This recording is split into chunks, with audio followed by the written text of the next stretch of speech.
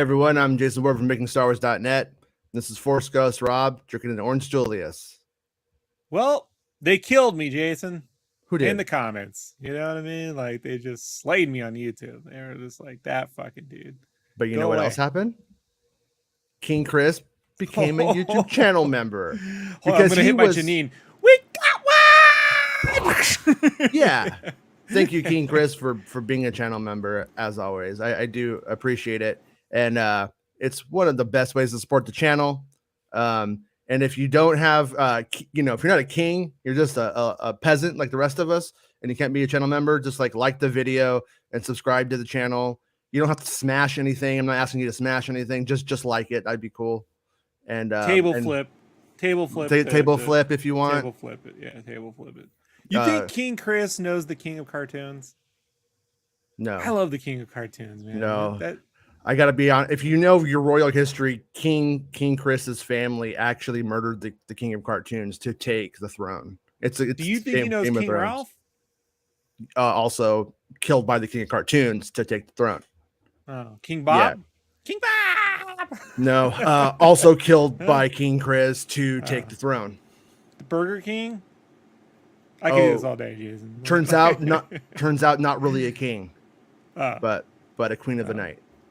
So, anyways, we got the Andor Blues. Today we're going to look at a little presentation of stuff coming out of Comic-Con from Andor.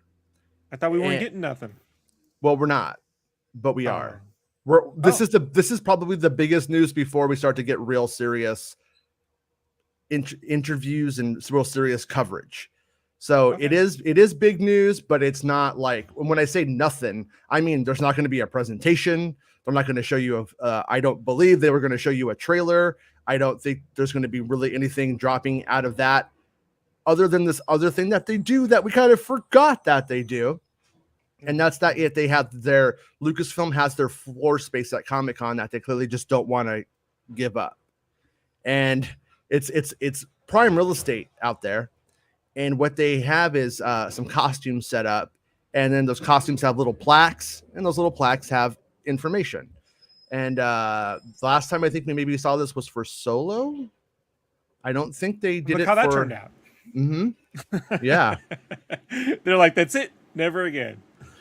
Oh, I will never forget the day when Lucasfilm was like, Jason, just talk, just reach out to us, baby. Just let us know what you need. We're gonna, we'll get you what you need, baby. And I'm like, okay. I go to Comic-Con and they had the Millennium Falcon little exhibit there for Solo. And I'm like, hey, I didn't know this was a thing. Can I get on it? They're like, nah, sorry.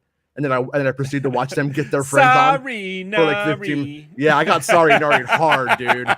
I would have loved to have been there, Jason. Just to Reva laugh. Cut off my hand and stuck it up my ass, and it was just like. So, I would have pulled that Harry and the Henderson laugh on you. You know, would have been. Oh yeah, two images that came out the other day too, and then were pulled by Lucasfilm, and kept meaning to get to it. It's not really anything. I've used it as a featured image already. It's happened last week, but. And then right here we got Andor, and he's like, it's come a long way from Dirty Dancing too, hasn't he? He's like, you know what? He's like, I just need to my rap career. This is like Star Wars 8 Mile right here. He's like, if I could just get my rap career going, I could get out of here. But okay, so like once again, you have this little exhibit right here, and you could see his costume, and for the most part, what's on the placard. Oh. I didn't finish what I was going to say we'll go over to Bestman Bulletin's article on it. He asked a couple of questions I think are good for the show. So, okay. Yeah. So as part of his entry into the growing rebellion, Cassian Andor must undertake a dangerous mission on Aldhani, which sounds like a yogurt to me, doesn't it? Mm-hmm. Chobani. Yeah, Chobani. Yeah. Oh, is Chobani actually a fucking planet in Rogue One? Sure, why not? It's the planet that sued Alex Jones and won. He's all the mission is I must have a Star Wars hipster shawl around my shoulder. But yeah, so there we go. Okay, so we know it's a little thing. Not the biggest thing, it's a little thing. And then we got Mon Mothma's costume, and I have to say, might have wanted to take it to the dry cleaners. It looks a little bit wrinkly. It's never that lighting's never fair. They fold that shit up, unpack it, and yeah. I watched for when they were setting up the costumes for the Mandalorian at D23. I was just like, I was there early and I had like press access to that one. And I walk into the thing, and so it's like you're on the floor before it's officially opened, and I just watched the person like setting up that stuff, and boy, was it intricate. But you know, for those ones, they really took a lot of care, and a lot of time was taken to like get everything like precise. But it doesn't display well either way. I'm just going to be honest with you. Like, that looks like a wrinkled mess. The dress looks beautiful on Mon Mothma in the trailer. I'm not knocking the design or any of that stuff. It all looks fine. Here, I think the presentation might have wanted to use another Mon Mothma outfit if you were going to put it on the show floor, because it does. It looks like something you'd see in an antique store that hasn't been touched in 45 years. Jason's just going to take a dig. I got to. Hey, it's called being critical. Okay. I don't know anything about that. I'm always positive, Jason. You know, I say, but full disclosure, I don't even own an iron. Okay, so Mon Mothma, the Imperial Senator from Chandrilla, Couldn't even afford to know, huh? Carefully, navigates the dangerous shadows of the Coruscant politics in her efforts to build a rebellion. So, and then we got the costume designer right there. Did the other one have a costume designer listed? It did. So same person. Michael, was that Wilkinson? Yeah. And then right here we got this little fucker, and right here we can see the actual droid, not just the toy. The toy that they're selling at Comic-Con is a very good depiction of it, because we should be really excited to see this, but I feel like we've already seen it. But I do like how he's sort of fucked up, like the top casing isn't like really on right. You know what I mean? You see it? I love that, bro. Yeah. There's a little bit of a delay because I got to look at it on the stream, you know. Oh, okay. But because of my drawing, I can't keep the window. But damn, that is so good, dude. Yeah. Oh, yeah, I love how crooked the fucking top is. Yeah, and shit. A little bit. Like, it's like that one point they like take it off when they went to put it back in, like it wasn't sitting up there. It's like, God damn it, get in there, and they just like made it work. You know? That's like our Double Dare logo. It's the Double Dare logo of droids, right? Like some computers I made in the past where I was like, go back in, and it won't.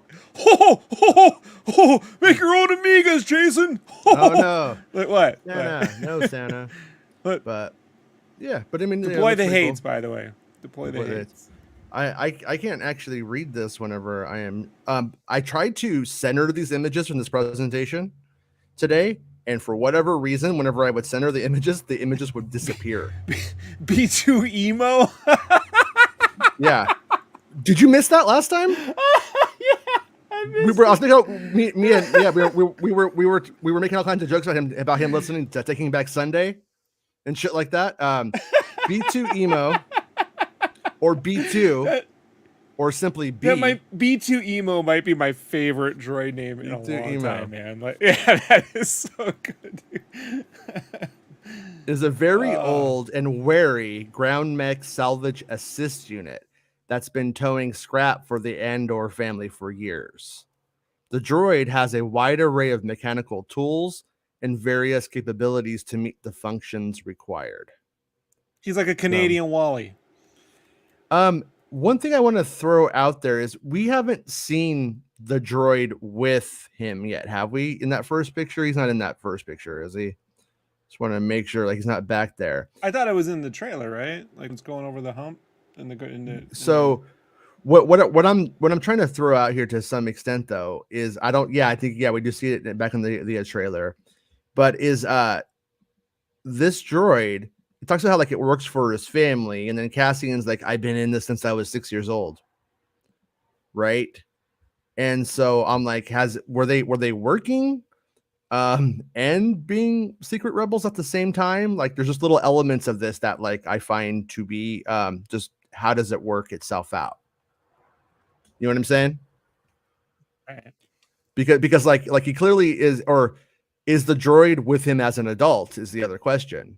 And so I'm kind of starting to wonder if maybe he ends up going back to where he came from at one point, and then everything is gone. Everything has been fucked up in the war, and then he ends up. I'm just trying to figure out how does this character potentially play in? And maybe he ends up finding him years later, because it's been serving the Andor family. If the Andor family has been fine, there's not a lot of reason for rebellion, is there? Like, there's not a lot of reason for. I have to think the family doesn't end up so well, and that they're not running a, Red Fox style salvage business. Yeah. Sanford and Sons. Andor and Sons. Yeah. Andor and Sons. It's just junkety shitty rope. He gets stuck. I'm coming, Mothma. I'm coming. This time I'm coming. every episode. It's pretty good, Jason. Pretty good. I think that might be your best impersonation yet. I think you could. I think that's Fox. I think that's one you could repeat. Now, careful, they'll come after you, but it's pretty good. Red 5 Fox that's my new name. Red 5 Fox. I like but it. Yeah, so anyways though, I'm kind of curious if we're gonna see like Andor as a kid, the shit goes down, and then are we gonna catch up with him years later, and maybe I wonder if there's gonna be, because the second season has big time shifts. In the second season, we're like every episode is like a year. Is what they've said. So not like a year of content, but a new year of like a moment in Andor's 5 years before Rogue One. So I'm almost wondering if the show is going to start in a present tense and then work its way back. You know what I'm saying? I mean, it may. I mean, he may be on the beach hugging Jen, going like, "Yeah, girl," and then it might go back. I'm kidding. Oh, but, yeah, that would be bad. Don't do that. Yeah, no, don't. I hope they don't. But his life flashes before his eyes and shit like that. Yeah. Yeah. I do hope Andor's gay though, because I would love to see all of those one dudes who get really, really freaked out by it. Because what if he's just gay for trashy robots? Like, that's happened before. It happened to Lando. Lando's it's canon. Lando's like, he's all up in those robots. All right. So, anyways, Cadence. Screamo, his more intense droid brother. Screamo. Rick Jones. Yeah. Rick Jones for the win there. Yeah. Oh, somebody said that in the chat. Yeah, you'll get to it, but it's great. Rick Jones with the B2 Screamo, his more intense droid brother. I like that. So season 1 is 5 years, says Santa. Okay, so I guess he's age 6 to 11 in this. Now, I really don't understand a lot of about how the timeline works out for this, with Andor having been doing this shit since he was 6 years old. That's the whole caveat that confuses me. B2 Screamo, his more intense droid brother. I like that. Yeah. Wally's slow cousin. Yeah. I tried not to say that. Yeah, it's funny. Des says looks like the black hole droid, whatever that name is. Yeah, it does kind of have like the Star Wars version of the black hole droid. Those stupid cartoony eyes. Yeah. Hate that shit. They put the Muppet eyes on it. Like only do that for the Muppet Show. Don't. Yeah, that looks great. Des says that red, white, and blue MSW logo is the best MSW logo. What, from when we were Bait and Snatch? No, the one right there that's on there now. The one that I did, it's all THX. I made them both, guys. Just the Double Dare one is, I love it, but I made us the serious look, and then we have our B-52's Nickelodeon look, right? Yeah, actually, we need to redo the whole interface of the show to look like the Double Dare board now. You want to go that route? Oh yeah, I do. Yeah. I'll never look back, because like I said, dude, I would have put my hands up that nose and got that flag, got that Casio keyboard. I know I could have done it. Matt says, I hope Kamal is getting paid to squeeze into that B2 suit. Yeah, I think he's getting Vice paid. President. Come on, Nanjiani Harris. Oh, Kamal. I thought Kamal's like, whoa, Vincent. Okay. Yeah. All right. I'm gonna throw up the Bespin Bulletin article, and hopefully it loads. There it goes. All right, we got it on the screen. We do. All right, everybody, don't get scared. So no, season 1 spans 1 year. Season 2 spans 4 years. There we go. I was under the impression that it was something like that. New tidbits on Andor, Aldhani. Oh yeah, what am I doing? Well, I thought it was right. the other way around. I thought the first season did the 4-year thing, and the last season was 1 year. No. I was under the impression the first season was a shorter. It was like 1 year time, and the second season is 5 years. So we keep basically like in the first season, we're gonna have Andor kind of going full rebel, and we're gonna have Mon Mothma going full rebel in the first season, and then we're gonna see a year of the rebellion with these people's lives for the next 5 years as we get to Rogue One. So when you really get down to it, Okay. Andor is not going to be a bait and switch where you think you're getting an Andor show and you're going to get a Mon Mothma show. The actual bait and switch of it is you're getting the Rebel Alliance and how Andor and Mon Mothma are two of the most important people in the whole thing. I think that's what it actually comes down to. They're the two most important characters who weren't born of Anakin. Santa keeps putting all these timelines in the chat, and I'm really getting bad math. Like it looks like Apple Basic equations and shit. Season 2, episode 10. Season 2, episode 12 equals 1 year. Oh Jesus, this hurts my head just looking at that. Yeah.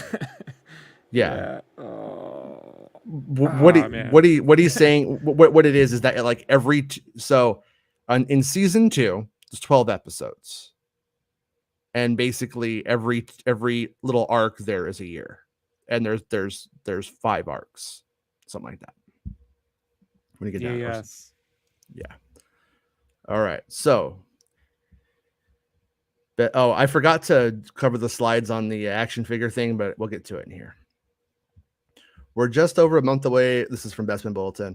Over a month away from the double bill premiere of Andor, and promotion on the series is starting to ramp up a little, though there's no trailer. A TV spot has been released, as well as a couple of new images and costumes for Andor have appeared at San Diego Comic-Con. You mean no new trailer? We have a trailer. Like it's a teaser. Remember, that was your thing before, man. This is a official trailer on it, isn't it? It's a teaser. Oh, then they'll release another one. Yeah, this shit don't come out for another month. Yeah, I don't think till we get to like August. I think around August 1st. They'll probably do it like at midnight tomorrow. Then we'll be you'll call me out of bed. You'll be like, get up, get the fuck up. Pizza party's on now. Turn on the oven. I know you got that home baked bullshit that you make yourself. Get on it, and then you'll be like, shit. Actually. I'm like, this is no. I don't have the home bake. I can make my own quickly if I have to. What kind of pizza did you buy? I'll be getting Papa Murphy's, but I can make. I have some. But isn't Papa Murphy's cook it at your own house? Yes. Okay, so it's not frozen though. They make it right there. No excuses. No excuses. You could freeze it. I'm kidding. Cassian Andor's costume at San Diego Comic-Con has a little bit of information on display alongside it. As part of his entry into this growing rebellion, Cassian Andor must undertake a dangerous mission on Aldhani Solo. And then right here we got that picture. Right there's the little droid. Going through the junk. And then Bespin, I mean, I'm glad you included this picture, but there was another angle of this one you could have chosen, and you didn't. So good on you. But I'm mad at you. Just so you know, I am personally disappointed. Trying to be respectful. Jason's like, why? And I'm like, what? I respect it. What are you talking about? It's only thing I respect in the whole world. No. But what's up with this hat? That is the other question that we need to ask ourselves every time we look at it. This hat and mustache combo. I hope somebody calls him mustache. I guess it's a hard hat, right? It's just so Filoni to me. There's something Filoni about it. You know, I don't know what that means, but it seems right when I say it. No, it definitely looks like a little hat you would have saw as somebody who's a nobody in Clone Wars, like who's just like, I'm an attendant. What, kind of thing. Right. But this is all the planet Ferrix is what. Or he just wears that when he goes in and out. I should update the cartoon. He should be wearing that hat. So the planet Aldhani has not been previously mentioned. The only planet we know of in Andor is Ferrix, and I believe all of this is Ferrix. Ferrix Bueller's Day Off. Ferrix is the planet we see primarily in the teaser trailer of a town with red sand on the ground as the Empire stormed the area and has a significant salvage operation. I previously reported that I believe that these to be the same location before we saw any trailer, which you can read here. I'm not reading. So it brings up the question, which planet is Aldhani? I don't know. But I think back to various locations Andor filmed at. Images and video from last year at the Cleavies showed scenes of Cassian running from the Empire on a planet with palm trees, beaches, an ocean, and shore troopers, something we've yet to see in the promotional material. Yeah, I have a bunch of photos of that too, of that location that some friends took for me. So yeah, there's nice. like beach location. It's on the site already. It's like from last year, and you see these like little spinny things. We actually pulled it up one day and looked at it on the show, but where there's clearly a rebel operation happening and seems to have an Imperial base. So right here, we could. Oh, that's the guy. That's a Hightower from Police Academy. Right. You know, Star Wars High Tower. You know what? I went to go do the Police Academy theme, and the Stripes theme went into my head. Think about that. Oh. Yeah, that's easy. That's kind of the same. They're kind of the same, right? Yeah. Sometimes it happens to me with the Superman song for some reason too. Do you think the Stripes soundtrack and the Police Academy soundtrack sound like Leah Thompson? Not at all. Okay. Not at all. Right. Also at San Diego Comic-Con was the Droid BM. Was the Droid? He's Italian right now. It's also at STC was the Droid B2 Emo, whose description reads B2 Emo or simply B is a very old ground mech salvage assist unit that has been towing scrap for the Andor family for years. The droid has a wide array of mechanical tools and various capabilities to meet functions required. Yeah, I forgot to remind you, Jason, that it's pronounced Princess Leia. If you watch the documentary from Disney, it's official now. So I said it myself, Leia. It's like Leah Thompson. Yeah. What does this have to do with the depressed droid, though? You know, that's what I want to know. Well, the most important. That's me, Jason. I'm a depressed droid. I know. I'm George 2 Emo now. George 2 Emo. The most important piece of information in B's description is that the droid has been with the Andor family for years. We assume Ferrix is Cassian's adopted home world, as his birth planet is destroyed early on in the series, which is in the books, meaning there's likely more than one Andor on Ferrix. Remember, I reported I'd previously offhandedly heard that Adria Arjona's character was referred to as Cassian's sister. Heard that too. Also, the casting announcements seem to imply relations as well of that type. They also cast a young and an old version of both. Well, this is important. They cast both. Hold on, this is important. They cast both George. Let me say this one part. Okay. They cast an old version of Cassian and an old version of Arjona's character, or a young version of our. So that means I think we're going to see them at the 6-year-old level, and then we're going to see them after. I think. Yeah, that's fascinating. Yeah, I haven't done that before. Hey, you know, Jason, in the original Adventures of Starkiller script, droids can marry. So, really? Yeah, it's true. So if one Jack married B2, they'd be 2 Jack Emo or 1 Jack Emo. Okay, George. Thanks, I guess. Dude, that's Comic-Con. I just wanted to drop some stuff there for you. Georgia, okay. I think you're used to people going like, wow, you're a holocron of information, but I really don't care, George. Yeah, we tried to put emos in Star Wars, but you know, the internet wasn't too kind to that, you know. Right. Yeah, but now it can be done. Thanks, Kathy. Really appreciate that.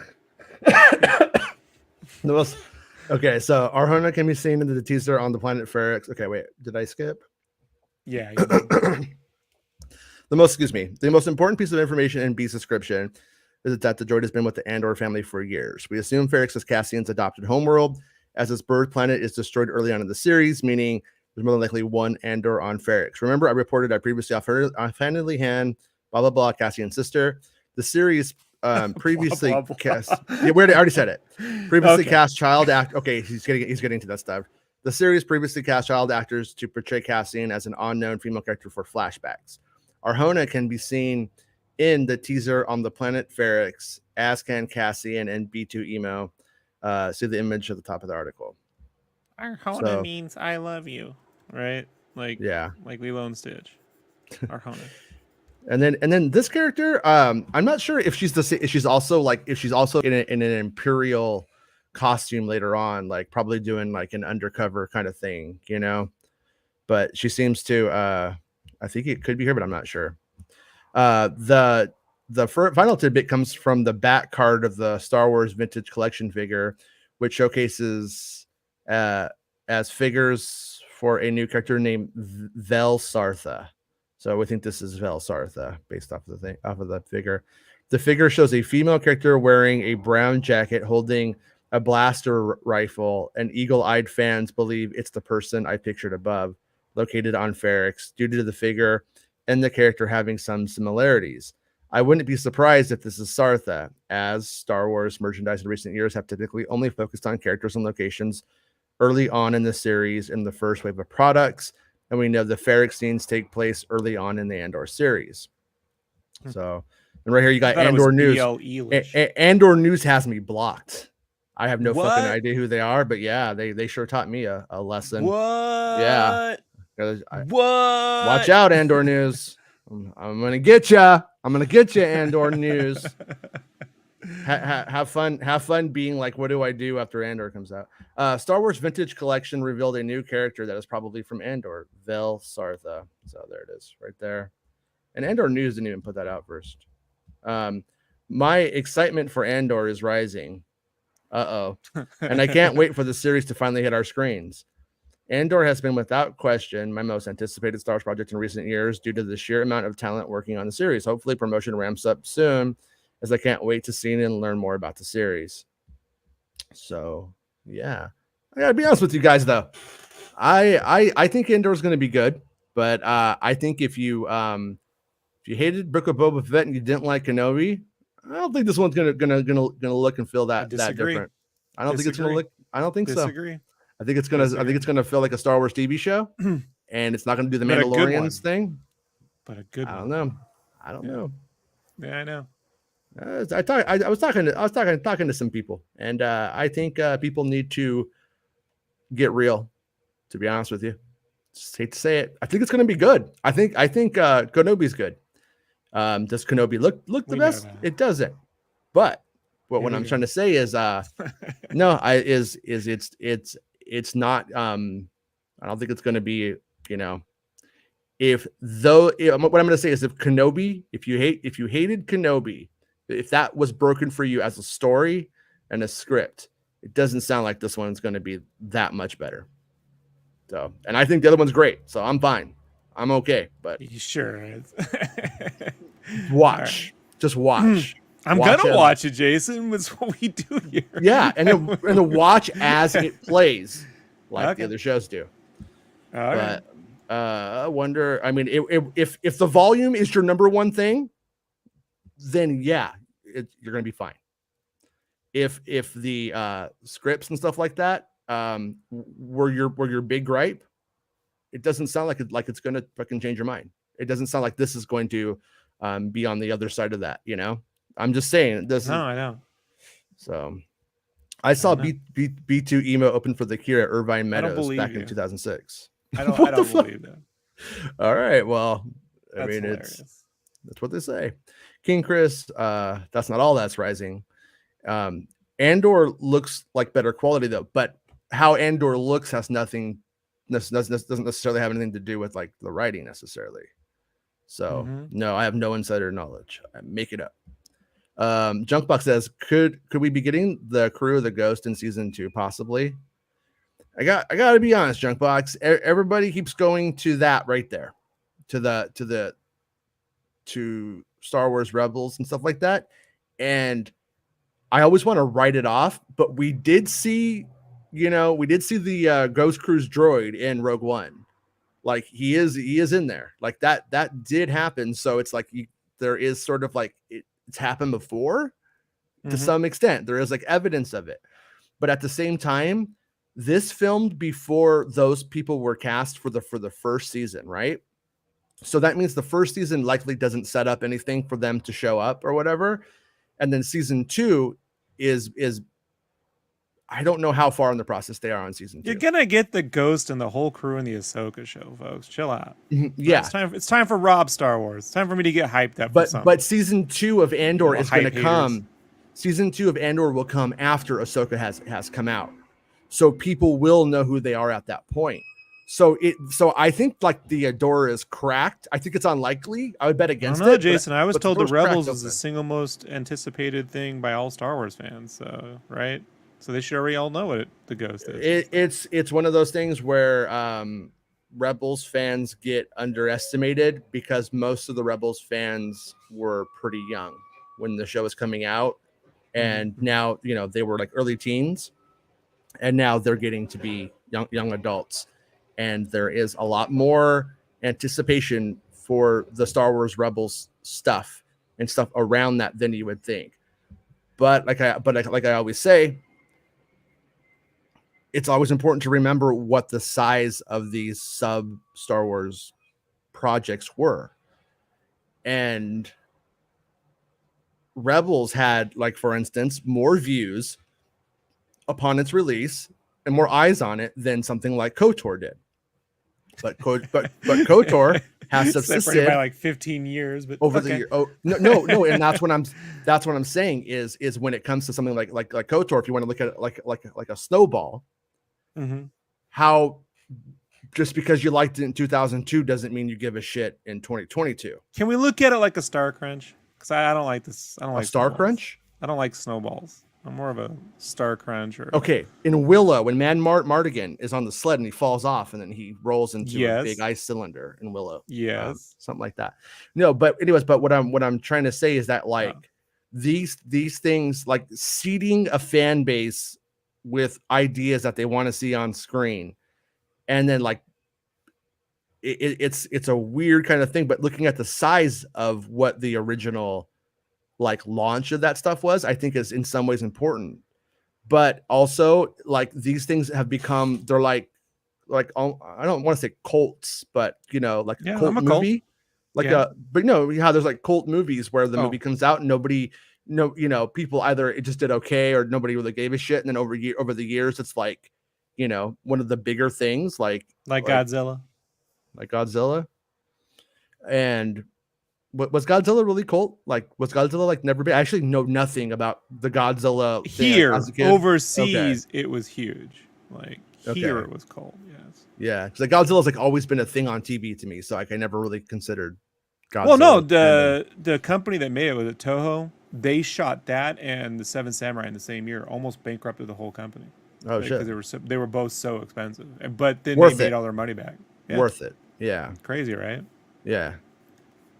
But So anyways, that's where we always get where fans lose. Fandom is such a self-important thing. It's like me. It's all like my experience. Yes. I connected to this comic book or this novel or whatever.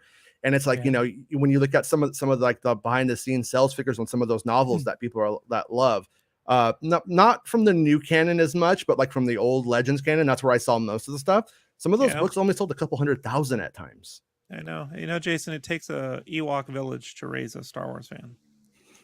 Yeah, it's true. Been wanting to make that joke since 1994. But all right, I'm out. Bye, Mr. Miwok. Yeah. No. So it's like when it comes to Star Wars Rebels, though, the reason that I like I said, like when we had that conversation before, I was like, look at the difference between the Rebels, this initial like blast of information towards an audience versus the KOTOR one. And then, but there's a bunch of KOTOR like outliers that I can't say. I don't know, like I said, like how it snowballed and stuff like that. We don't really know. But the one thing that I think they're now remastering Rebels. That's all I gotta say. It's brand new. It's not brand new. It's 10 years old. I worked on that shit. No, it came out in 2014, didn't it? 2014. Yeah, but we started working on 2013. So I know, I worked on that. Like, it's not. It's in 4K. I mean, the T-shirt's not the show. You know? what I'm trying to say is that the project for Star Wars Rebels itself was more was the most writers room Star Wars thing that's probably happened when you get down to it, where it was like a bunch of people, a bunch of producers and writers and talent were contributing to making this like lore work. Filoni was on the prowl at the time. He was trying to fill that room up with, it was like Filoni options. And Kinberg, Greg Weisman. Kinberg. Big catch there. Yeah. Well, I would say Star Wars, Kinberg belongs on a Star Wars cartoon. That's where I think he belongs. I think that's better. I think needs to stay the fuck away from the X-Men. That's for certain. Yeah. That's what I'm saying. Is I think something that's like a Star Wars cartoon is where he's good. But anyways, we don't even know how the stuff for Rebels like all washed out. Like we don't really know who came up with what. But what I'm trying to say is that was the first thing made in the culture.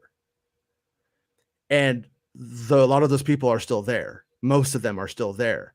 And these are their fantasies. These are their babies.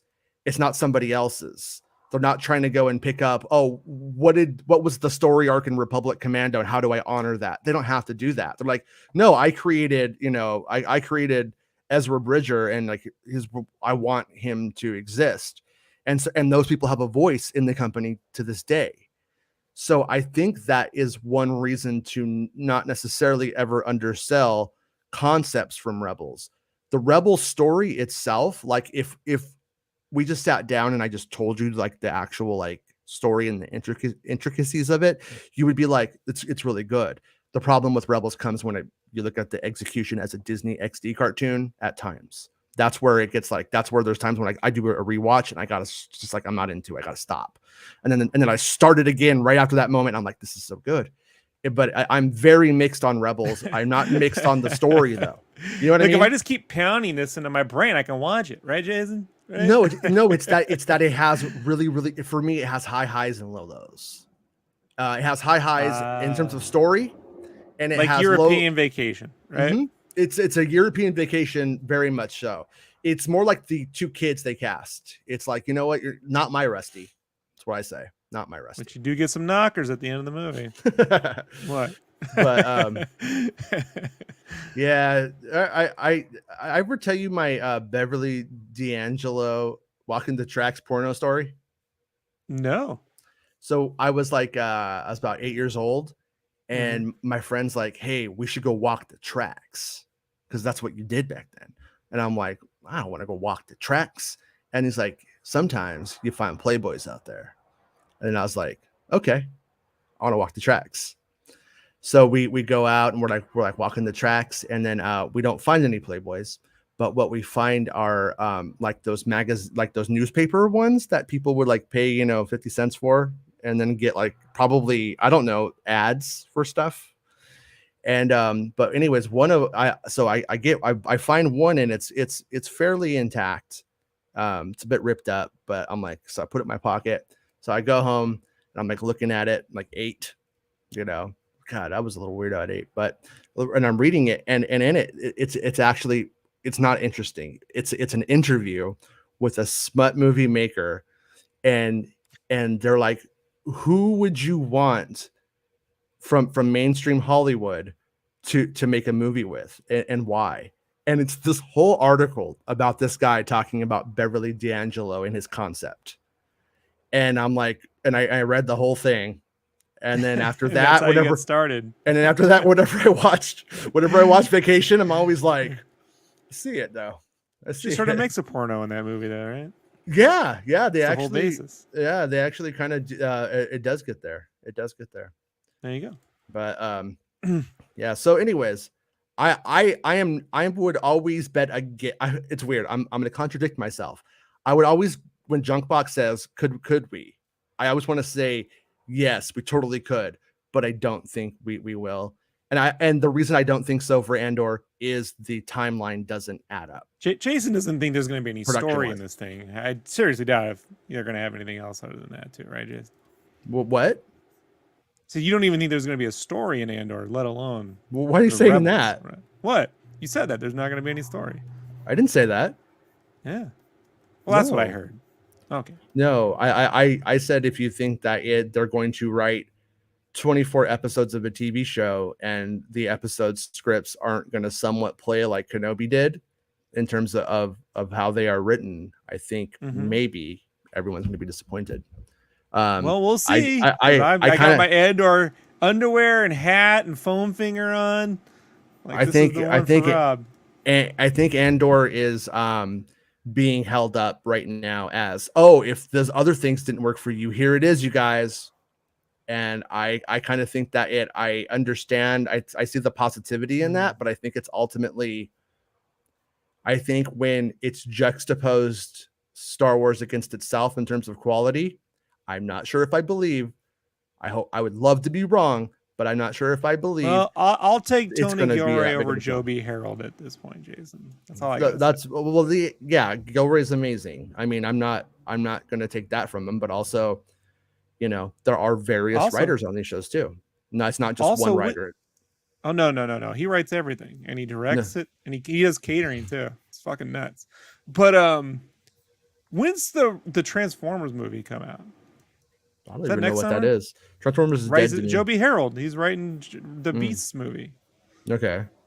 Yeah. Yeah. So I was like, we should go see that if I'm in town next summer. Yeah, I'll see it. But I'm not a Joby Harold super fan. And we also need to remember that it's Joby Harold could bring us the best Transformers movie we've ever fucking seen in our whole lives. And it would be irrelevant to the writing project that was Kenobi. It doesn't, they don't reflect each other because of the fact that it was an adaptation of an adaptation of an adaptation. That's and then true. all of those ideas brought together. Some of the ideas were his, a lot of them weren't his. And so it's like, so I don't have a read on Joby Harold, to be honest with you. Like if they go and they do Kenobi season 2, I don't know if we could expect it to be all of the best stuff from the first season and then better, or if it's going to be a lot of the worst stuff from the first season and not better. I have no idea. I have no read on it. I hope they just pick the worst stuff. Well, what? No, I'm saying it's going to make for fun shows, Jason. If we want to, attribute the end product to Joby Harold, I don't know. I don't necessarily know how you build them up to that, because like a lot of people on that project, I felt like it was their baby. I feel like everyone who worked on it felt like it was their baby, and you know what? There's parents, and I don't know. Like when I look at my kids, I'm like, you have all my best qualities. You got all the best qualities from me, but that's not true. You know what I mean? Well, Star Wars Larry episode 2 came out, and I watched it. I watched it. I felt you are a fake fan. I saw it last night, and I was like, why didn't he tell me? I pay for the Patreon because what, you want to wait for the YouTube? That's why. Fake. I watched every time I tell you, I watched it on like, YouTube. That's how much a fake fan you are. I give them Patreon, I saw it on money. Yeah, it's not much. They only take $1 a month, so it's pretty affordable, Jason. No, but no, I look here. I think they deserve it. I'm making a joke. They definitely deserve it, because so long as the Oral Knots is still doing that kind of stuff, I will totally accept. Well, Oral Knots is when Oral Knots. Oral Knots is totally. I read about that in that magazine I found on the tracks at KJ. That's what I learned. The Oral Knots. What? So long as they're still doing their thing, I totally accept and anticipate low quality Star Wars. Mm-hmm. See, it works to their betterment, right? We can get low quality Star Wars, but then we'll get the Oral Knots doing their fucking thing. And what I'm trying to say is, if the visuals, if the script was your problem with Kenobi, I don't know if it's going to be that much better. Is all I'm trying to say. It will look better, and maybe when it looks better, maybe you're not as hard on the script. Maybe. I don't know. Well, we're gonna find out all around, Jason. I can't wait. And I gotta write this day down, because this is the day you told me that it doesn't have any story. I haven't. No, that's not what I am saying. I'm not saying it doesn't have a story. I have a friend who read some of it and would not leak anything to me. It was very frustrating, but I understand, completely understand. They would have been betraying another friend's trust. I wouldn't ask them to do that, but they were just like, yeah, it's nerdy shit. That was kind of the takeaway. So, You think if they open up a theme park, they'd make the Oral Knott's Berry Farm? Like, you think? No, but I like where your head's at. Okay. Hey, Mr. Max. That's what she's. But hey, Jason, those AKs aren't even trying to be futuristic, laughing my ass off, right? But today was a good day. I didn't have to use my AK. Did you see the new basement office? There was a new one today from your buddy, but it sounds interesting. It's on Skinwalker Ranch. I'm gonna watch it after the show. I haven't got to see it yet. But whoa, sorry, my chat is lagging up here for a sec. Yeah, I went way back. You're lagging. I know. It's a defensive chat. Jonathan, Star Wars fandom is so cynical. It really is. Like, I'm like, hey, you're being cynical. I'm the hopeful one with Andor. You're like, no. You're calling the guy who liked the last thing cynical because you didn't like the last thing. You're anticipating on not liking the next thing. Like, so there you go. No, I'm going to like. I'm going to like the next thing. All these people who are thinking that they're going to Mecca with Andor are going to be leaving with their tails in their hands, like disappointed. That's what I think is going to happen. I don't know about that. We'll see. And then after that, everyone will be like, those people will be like, oh, okay, the movie's going to be it. And then the movie's going to be a Taika comedy. That's where we're at. Mm-hmm. I'm just being real about it. I've always liked reading spoilers and knowing spoilers, so I can be real about what's coming and just enjoy it for what it is, and that usually works for me. But the general fan base, I don't think it's going to be. I don't think it's going to be smooth, to be honest with you. Well, I don't care about that. I care about me, Jason. Yeah. General fan base. I walked out of Rogue One going, fucking masterpiece. Wait, I bought another ticket, went right back in. Did you just hear yourself? Because George just wrote that down. General fan base. Oh, shit. War. General fan base is in Good disarray. I think I just ripped off South Park. George, make sure you write that down. Hold on. Let me type this in. General. Okay. Well, general one finger at a time. base. Jason, I don't type. Hold on. I don't know how to use computers or technology. Oh, right. General Fan Bay. That would be his name. Oh, Fan Bay. I like it. Jet's gonna be very happy with this. Hold on. Jet is a pretty badass name, though. I gotta give that name credit. Right? I have a want to hear my Jet story? Sure. I knew a guy named Jet. So. For the record, I was the product of teenage parents, and I'm about Me too. 5 years old. I'm about to turn 5. I'm about to go to kindergarten, and my mom babysat this kid, and I won't say his name because if I say his name, then maybe somebody could put it together someday.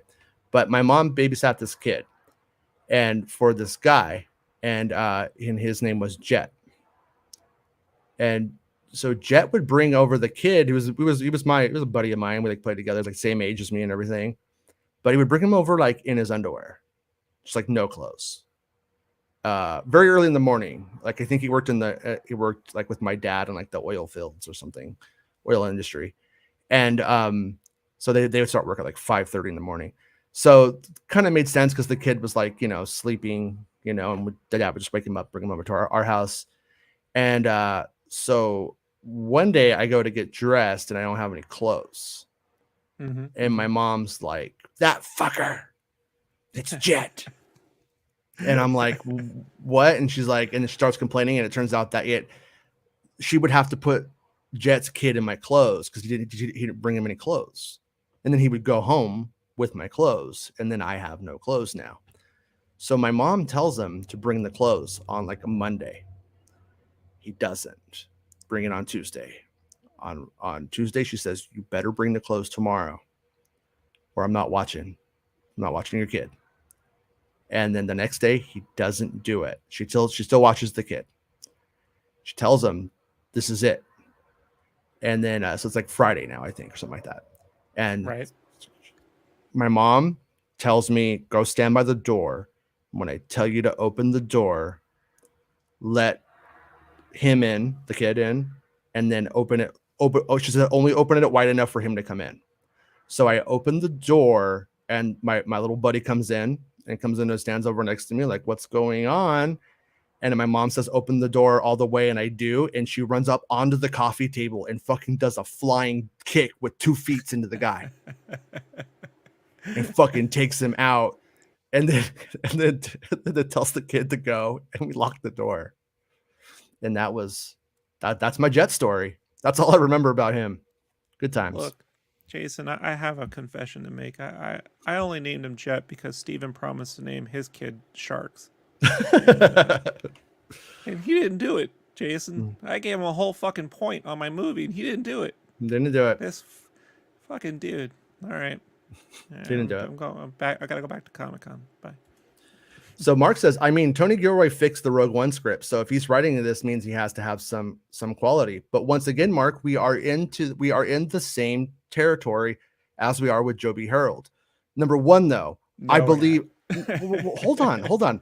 Okay. I believe Tony Gilroy can write fantastically. So I'm not saying like I think it's going to be like a 4 script and then this one was a 9. I don't think it's going to be anything like that. But Rogue One wasn't a ground up script from Gilroy, just as Kenobi wasn't necessarily a ground up project from Joe B. Harold. Yeah, but the Bourne movies are, and they're quite good. That's where I'm saying it's, you know, there's a chance that it'll be great. And I'm thinking it, I'm hoping it will be. But what I'm trying to say is that it's not like, for instance, Rian Johnson. It doesn't matter what your opinion on it is. You can look at The Last Jedi. He sat down from draft 1 to completion. We know what Rian Johnson did. There's not a lot of things coming into play. Even with J.J. Abrams, you got two different co-writers, and drastically different results. What I'm trying to say is past success doesn't mean that you're going to have future success. And there's all of these little elements that like change how the cake is made. And so I kind of think that we're making cakes now. You're making me hungry, cakes. Jason. Stop Star Wars pizza. Stop that. Star Wars pizza party tomorrow. You got fucking cake and Star Wars shit. pizza. Man, I am on an Andor high. You can't shake me off it, bro. All right, we got a droid, a trash droid named B2 Emo, and you're trying to unhype me. It's not gonna happen. Fair enough. No, but I mean, what I'm just like what I'm trying to say is that like fans go, oh, I draw a piece of yarn from something I like to somebody's name, and then I think that means Star Wars equals success. Yes, it's just not. Yeah, it's does. Never. I agree.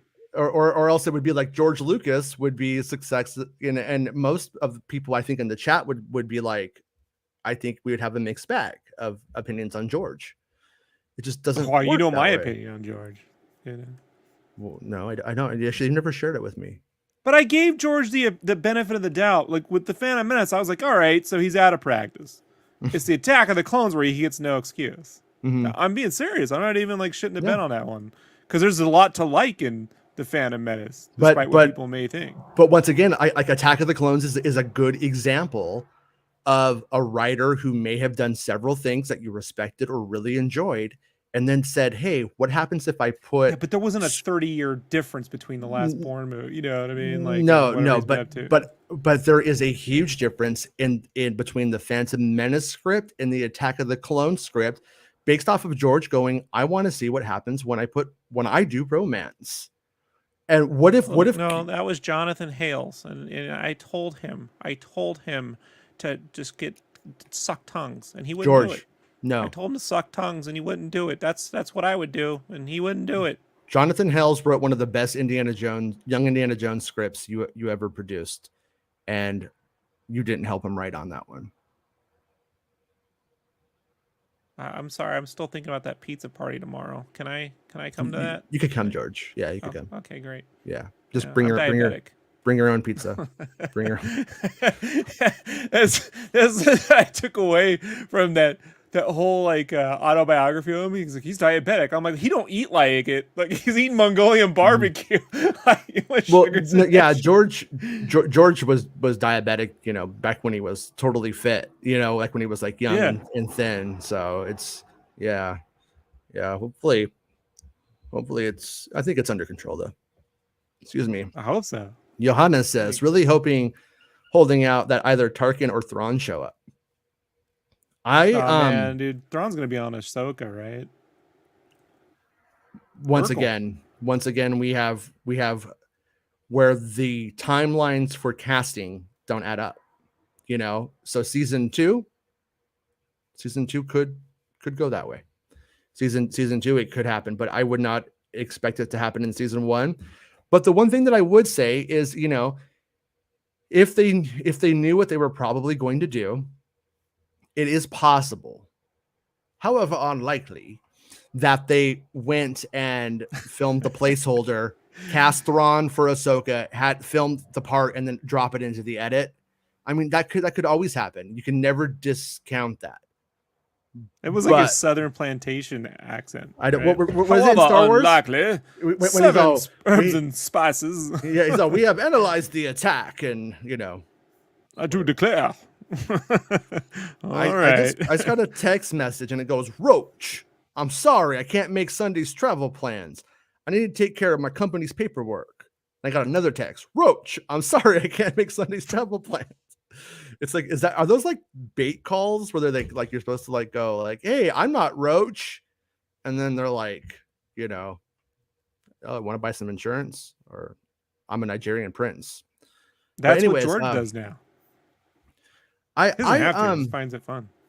My thing with like cameo kind of stuff is like, I don't really want there to be cameos if we don't necessarily need them, you know. 100%. These shows are turning into the cameo watch, Jason. You know what I mean? It's like every time they announce a new show, it's like, oh, you're getting a Wolverine. They could get the thing they want, a Wolverine show, you know, and it'd be like, what other characters are we gonna get a cameo of? It's like, come on, just fucking enjoy the shit you're getting, man. It's so fucking dumb. A friend of mine who does like superhero stuff back in the day, not you know, recent back in the day, had like huge scoops on like plot stuff that was accurate, and it got like, you know, so traffic, and then would be like, oh, you know, this character from this dumb comic book, I don't even remember who the character was. I didn't know who they were then. I don't know who they are now. And it got like, you know, triple like actual plot stuff, because it's that yarn once again, you know. I just gotta see Crossbones in Age of Ultron, and it's just gonna change my life. And then you get it, you're like, oh, it doesn't matter. But yeah, not trying to pick on Johannes, and I hope all of Johannes's wildest dreams come true. Max, how's it going, Max? Andor M&Ms, Andor Denny's, Andor Taco Bell. There's David Bowie M&Ms right now. Me and Penny had some. You know what? It was just like normal M&Ms. Wasn't that special? Filoni was really pushing for Andor Turkish Delight, but they wouldn't do it. He'd be here to tell you about it, but he's at Comic-Con right now, just tearing up the scene. So Mark says, get him today. The fandom kills my love for Star Wars. You know, like there are a lot of times, Mark, where if why are you here? Did it well? I think Mark likes us. I think. No, where if I didn't have to be, if I wasn't making content around Star Wars, and if I didn't enjoy that aspect of it to enjoy Star Wars, I literally wouldn't do it. You know, like I remember back to Clone Wars. In the middle of Clone Wars, I started doing Clone Wars recaps and reviews for a site, and I had this friend who had this like weird endeavor where he was trying to make like a geek dating site, and then decided he had this idea where if he did reviews, it could bring traffic, which would then bring people to the actual focus of the site. And he's like, well, you want to write about Star Wars stuff? And I was just like, sure. So I was like doing that for a while, and I was completely in my own little Star Wars bubble at the time, where the Clone Wars would come out and I would watch it, and I would watch it 2 or 3 times and have a really good time. And then I would write the review eventually. And then I would say I started having a little less fun once I started writing the reviews, and then would get the feedback from people who would just be like, "You're wrong," or yeah, that's like or when I talk whatever. about any show we've watched so far on the show. People are like, Rob Yeah. doesn't get it. Don't know why he's here. Hate the show. He's a fucking idiot. Go away. Peace you. Love you. Bye. You know, like I gotta give a review for them. They're not wrong. No, I'm kidding. No, I'm not disagreeing with them. I'm just saying that they say it. Like, yeah, but I just think it's really important that even if it's not us, that you find voices who don't ruin it for you, but also don't get put into a cult at the same time. Because there are just some people who just say everything is good and everything is the best and that kind of shit. So like I think our philosophy or perspective or our angle is just to always try to be like upfront, not be buzzkills. It's hard to not talk about episode 9 every time or Book of Boba Fett every time I want to talk about something that like disappointed me. So I try not or to. Episode 1, 2, 3. See, I like those ones though. See, but he doesn't. So it's just like, it's Ewok the movie, actual holiday special. The part that gets me though is no, it's like it's fine. Like I don't really like, if everyone liked everything that I like, there would be nothing left for me but things. You know what I'm saying? Like when it comes to certain things. Yeah, you hated Heir to the Empire, right? I never thought Heir to the Empire was really that amazing.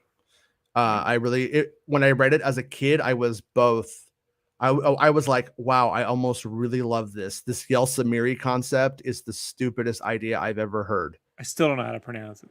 Yeah, I think it's Yelsamiri. I don't know, but yeah, and it was spelled stupid. And even as a kid, like I understood that Star Wars names were very practical. And a lot of these Disney people don't get it. Like Del Throw Drevin and shit like that. I'm like, no, that's not. No one would call him that. Within one generation, he would be just Del. He'd be Del Drevin or whatever it happens to be. Like things. That's how people work. It's how language works. And it just was always obvious to me. So I was eventually we're all just going to be emojis, right? Jason? Probably, yeah. Yeah. I want to be this one. But I'm a ghost. It's already happening, Jason. Yeah. No. So it's like, like I would even say Ahsoka is as far out. I think Ahsoka that's a practical name at the same time, but that's like as big as you should go. You should never go, first off, it has ass in her name, which I gotta be honest, if that came out in the 80s, you'd never be hearing the end of it. Yeah. Like fans are much more forgiving now, but if they had a character named Ahsoka in 1983, bro, like it's Ahsoka. Yeah, I get that. Try telling that to an 80s kid, man. Like they were brutal, Jason. That's fair. They were brutal. It would be cool if Lucasfilm hired us just to like make fun of everything. The F word on the schoolyard playground every day, Jason. Sure. I know that's a hard one for me because I completely agree with not using the R word, but the R word in my very essence doesn't mean that, and I don't use it for the proper reasons because I do see the damage that it could do to, you know what I mean. And I solved that problem, Jason. I replaced that in 1999. I just call them Gungans. Don't be such a Gungan. I call them Santorums.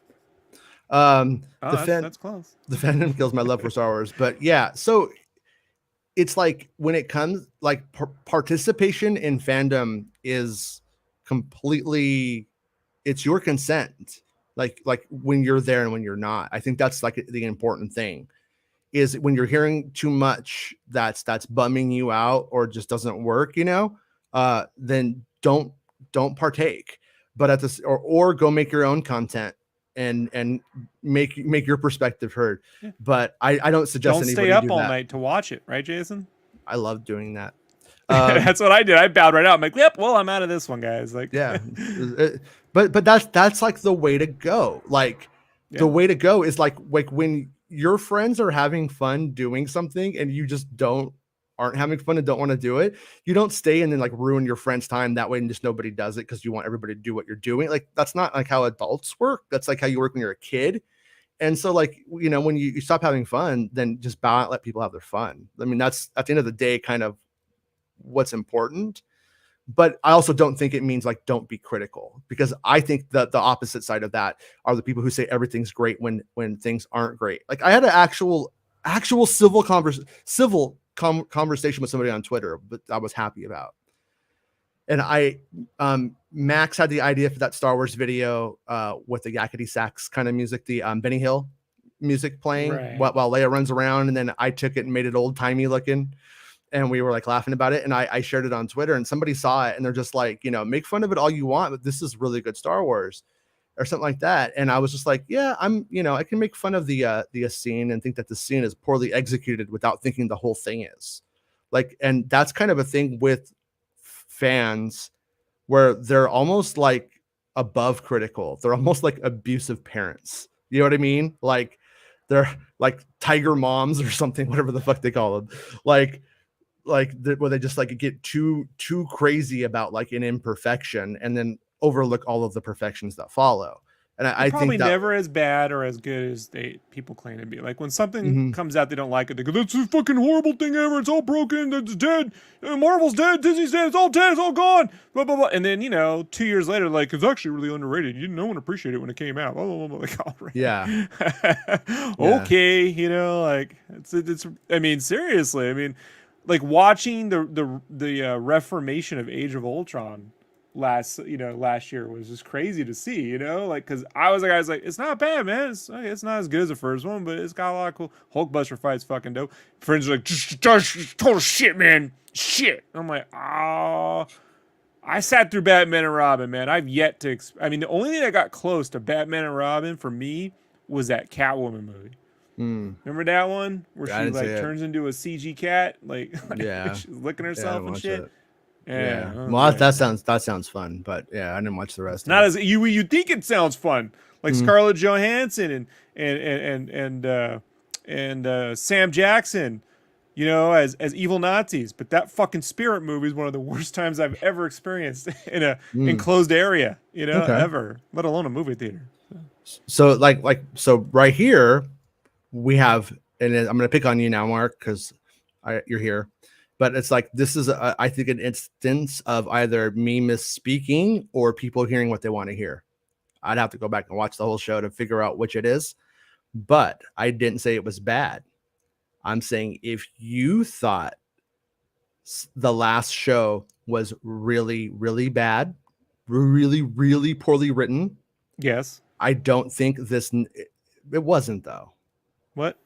You don't like the execution and the look. Being facetious. Yeah, but what I'm saying there are some poorly written is parts, if we took it as just as a text, and you had never seen either show, and you sat down and you read Kenobi and you sat down and you read Andor, I don't think you would be able to say which one was the bad show.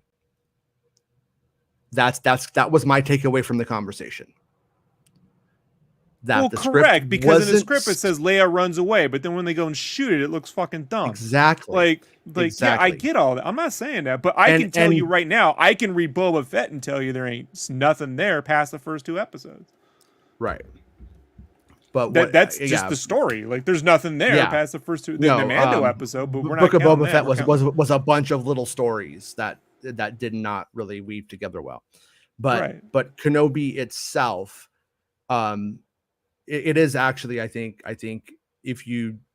I wonder if anybody's done a transcript of it, because I think if you just read the transcript of it, you'd be like, yes. I mean, it has the Chekhov's gun moments, if you will, that are in it all play out. They don't put anything on the wall. Yeah, they don't put anything on the wall and then not pick it up later. Like it's really it's well woven in that way. And so the thing about Andor is that, like, my source didn't think it was bad. For the record, they didn't think it was bad. They just didn't think it was 17 levels above what Kenobi was. You and your sources and I have had disagreements in the past, so we'll see. this is a completely different Doesn't matter. I don't. It doesn't. It's, I have a track record. Source is a source is a source, of course, right? Don't you know the song? Oh, source is a source, of course, of course. No, this live in a source, of course. What? Yeah. This is no. This is like this is much different. One is very much more academic in nature. The one I don't get along with academics. I'm not smart, Jason. I'm smart. No, but I'm talking about, once again, I'm not talking about final execution with visual effects and acting and stuff like that. I'm just saying, if you were dogging on the Kenobi script and you know what a script is and you know the difference between the execution of something and a script, because I mean, I've seen all kinds of movies where I'm like, this is a good script, this is a bad film. And, you know, if you can tell the difference, what I'm trying to say is that it like, I don't know if it's going to be that big of a jump in terms of the writing, and I hope it is, but I also think that on this one, the big hang up for people, not to focus on the negative, but you're going to have those people that go like, you know, why am I with Mon Mothma this whole time, you know? And they've been really clear. Look this at is her. Like right, yeah. Mon Mothma, she's hot now. So anyways, I don't think the Kenobi writing was bad. But I will say, if we just want to give I'm now stepping out of my comfort zone a little bit, but let's just say the Kenobi script was a 7. Based off of what my source was saying on this one, I would imagine that the Andor script reads like at about a 7 too. And so the execution may be completely fucking like, may knock it out of the park. And with that 7 script, you may be the best Star Wars that ever happened for you guys. So much math going on here today. Thanks, Anna. Well, yeah. Thanks, Anna. But you see what I'm saying, though, right? Is my point making sense? I see what you're saying. Yes. Yeah. I see what you're saying. Yeah, because like, you know, and once again, if like the volume at times does take away some of the magic, it does at times. Sometimes it adds it. Sometimes it takes away. And on Kenobi, it didn't do it a lot of favors. And Andor thankfully doesn't have that. So I like it. I already like it. Yeah. Yeah. So, you know, you're not taking that away from me.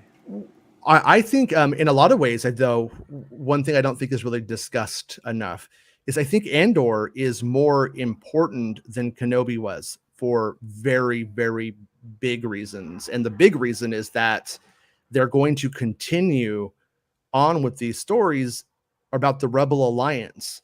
And while Star Wars Rebels, in a weird way, is like a deep backstory to the Rebel Alliance from a perspective, from a perspective of one crew. I think this is like, that's very micro level. This is the macro. I think this Andor series really could just be called The Rebellion. And I think it's a brief history of the Galactic Civil War's rebellion. And the moments that happen in it, I think, are going to be super important to everything that goes on during the original trilogy era and how we get from the prequel Dark Times midpoint to here. And it's like, you know, Kenobi has, you know, oh, here's the partisans, and now Roken's like he knows why it's important that he goes, like, that's an important personal story about why one guy would do what he's doing, like why Roken's going to continue to do what he does. That kind of, those stories, they're important for understanding why we fight. I think there wasn't there an episode of, what was it? Was it Band of Brothers? There was an episode called Why We Fight, I believe. That was really well done. And it was sort of like, series was so well done. It was, for but TV. I mean, it's way ahead of its time, right? Yeah. Oh yeah, big time. Yeah. But it was like, but it was one where you see morale fall apart and you really feel it, and then you see why they pick it back up, why they continue. I liked it better than Private Ryan. You know. Oh, by far, I think. Yeah. I don't really suck Private Ryan's dick. The opening is, you know, sure. I mean, look, if the opening of your World War II movie is giving the elderly PTSD, you know what I mean, like trauma shocks, then like, yeah, you're doing a great job. So, I mean, you guys know what I mean. But, no, that I think that's the other bad side of Star Wars is like that George Lucas probably feels a weird guilt about is that one, and to some extent you glorify war.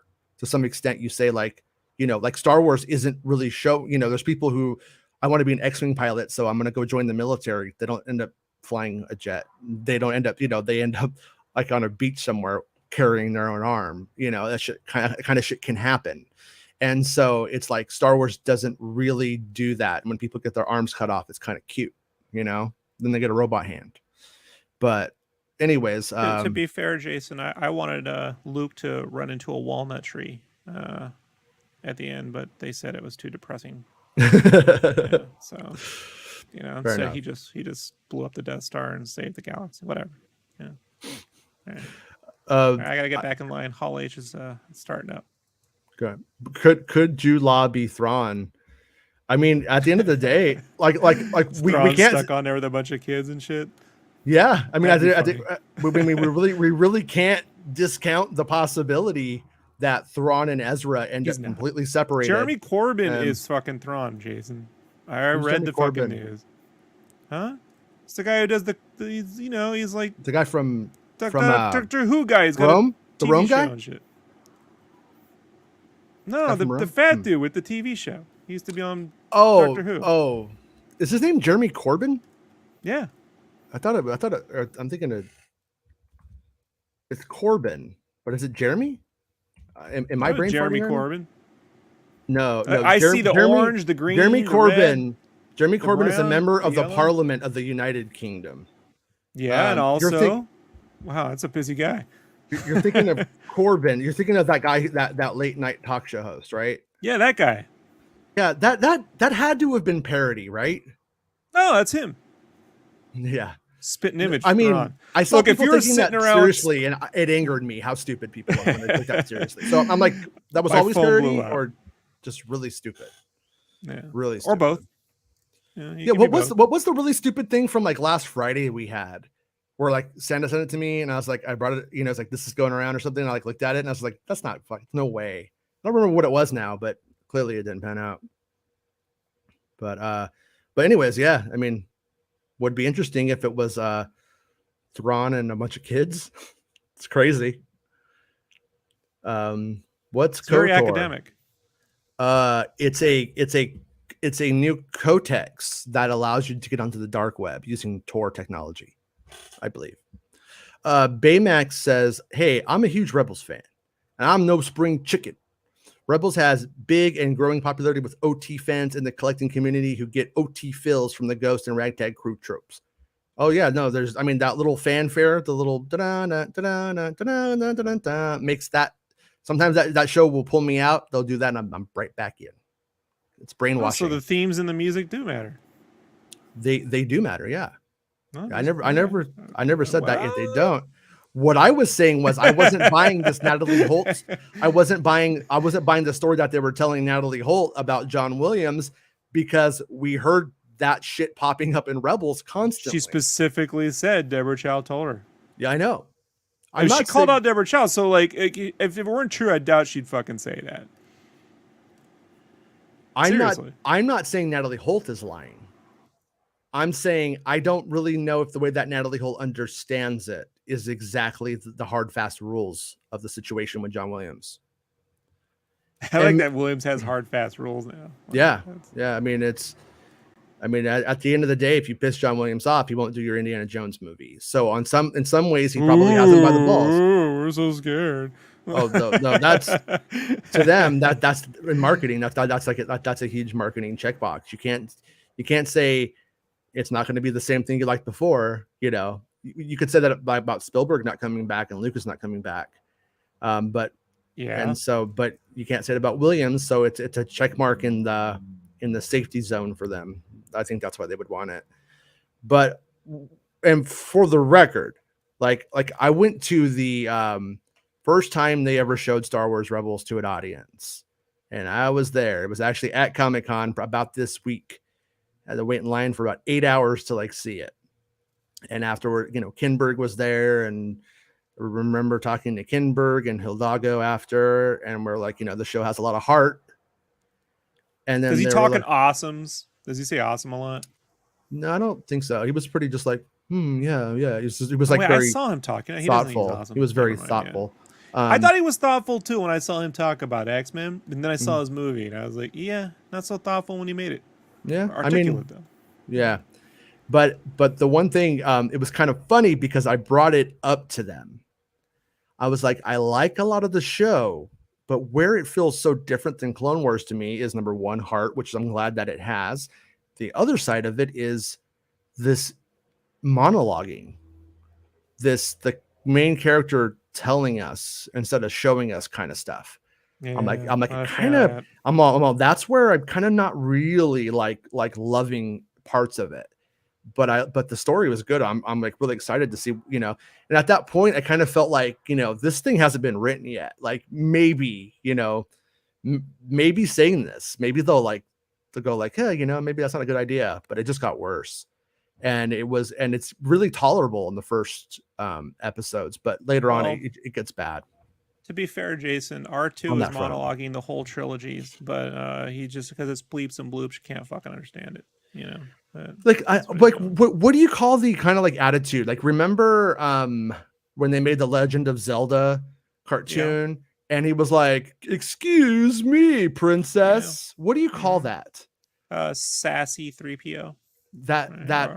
Yeah, I don't know, that sassy teenager thing written by 40-year-old men and women. I don't know what it is. Whatever that is, they gave it to Ezra Bridger at times, and I don't think it was. That's one of the things that still doesn't hold up for me. I can write children, Jason. I'm very good at this. Like I speak.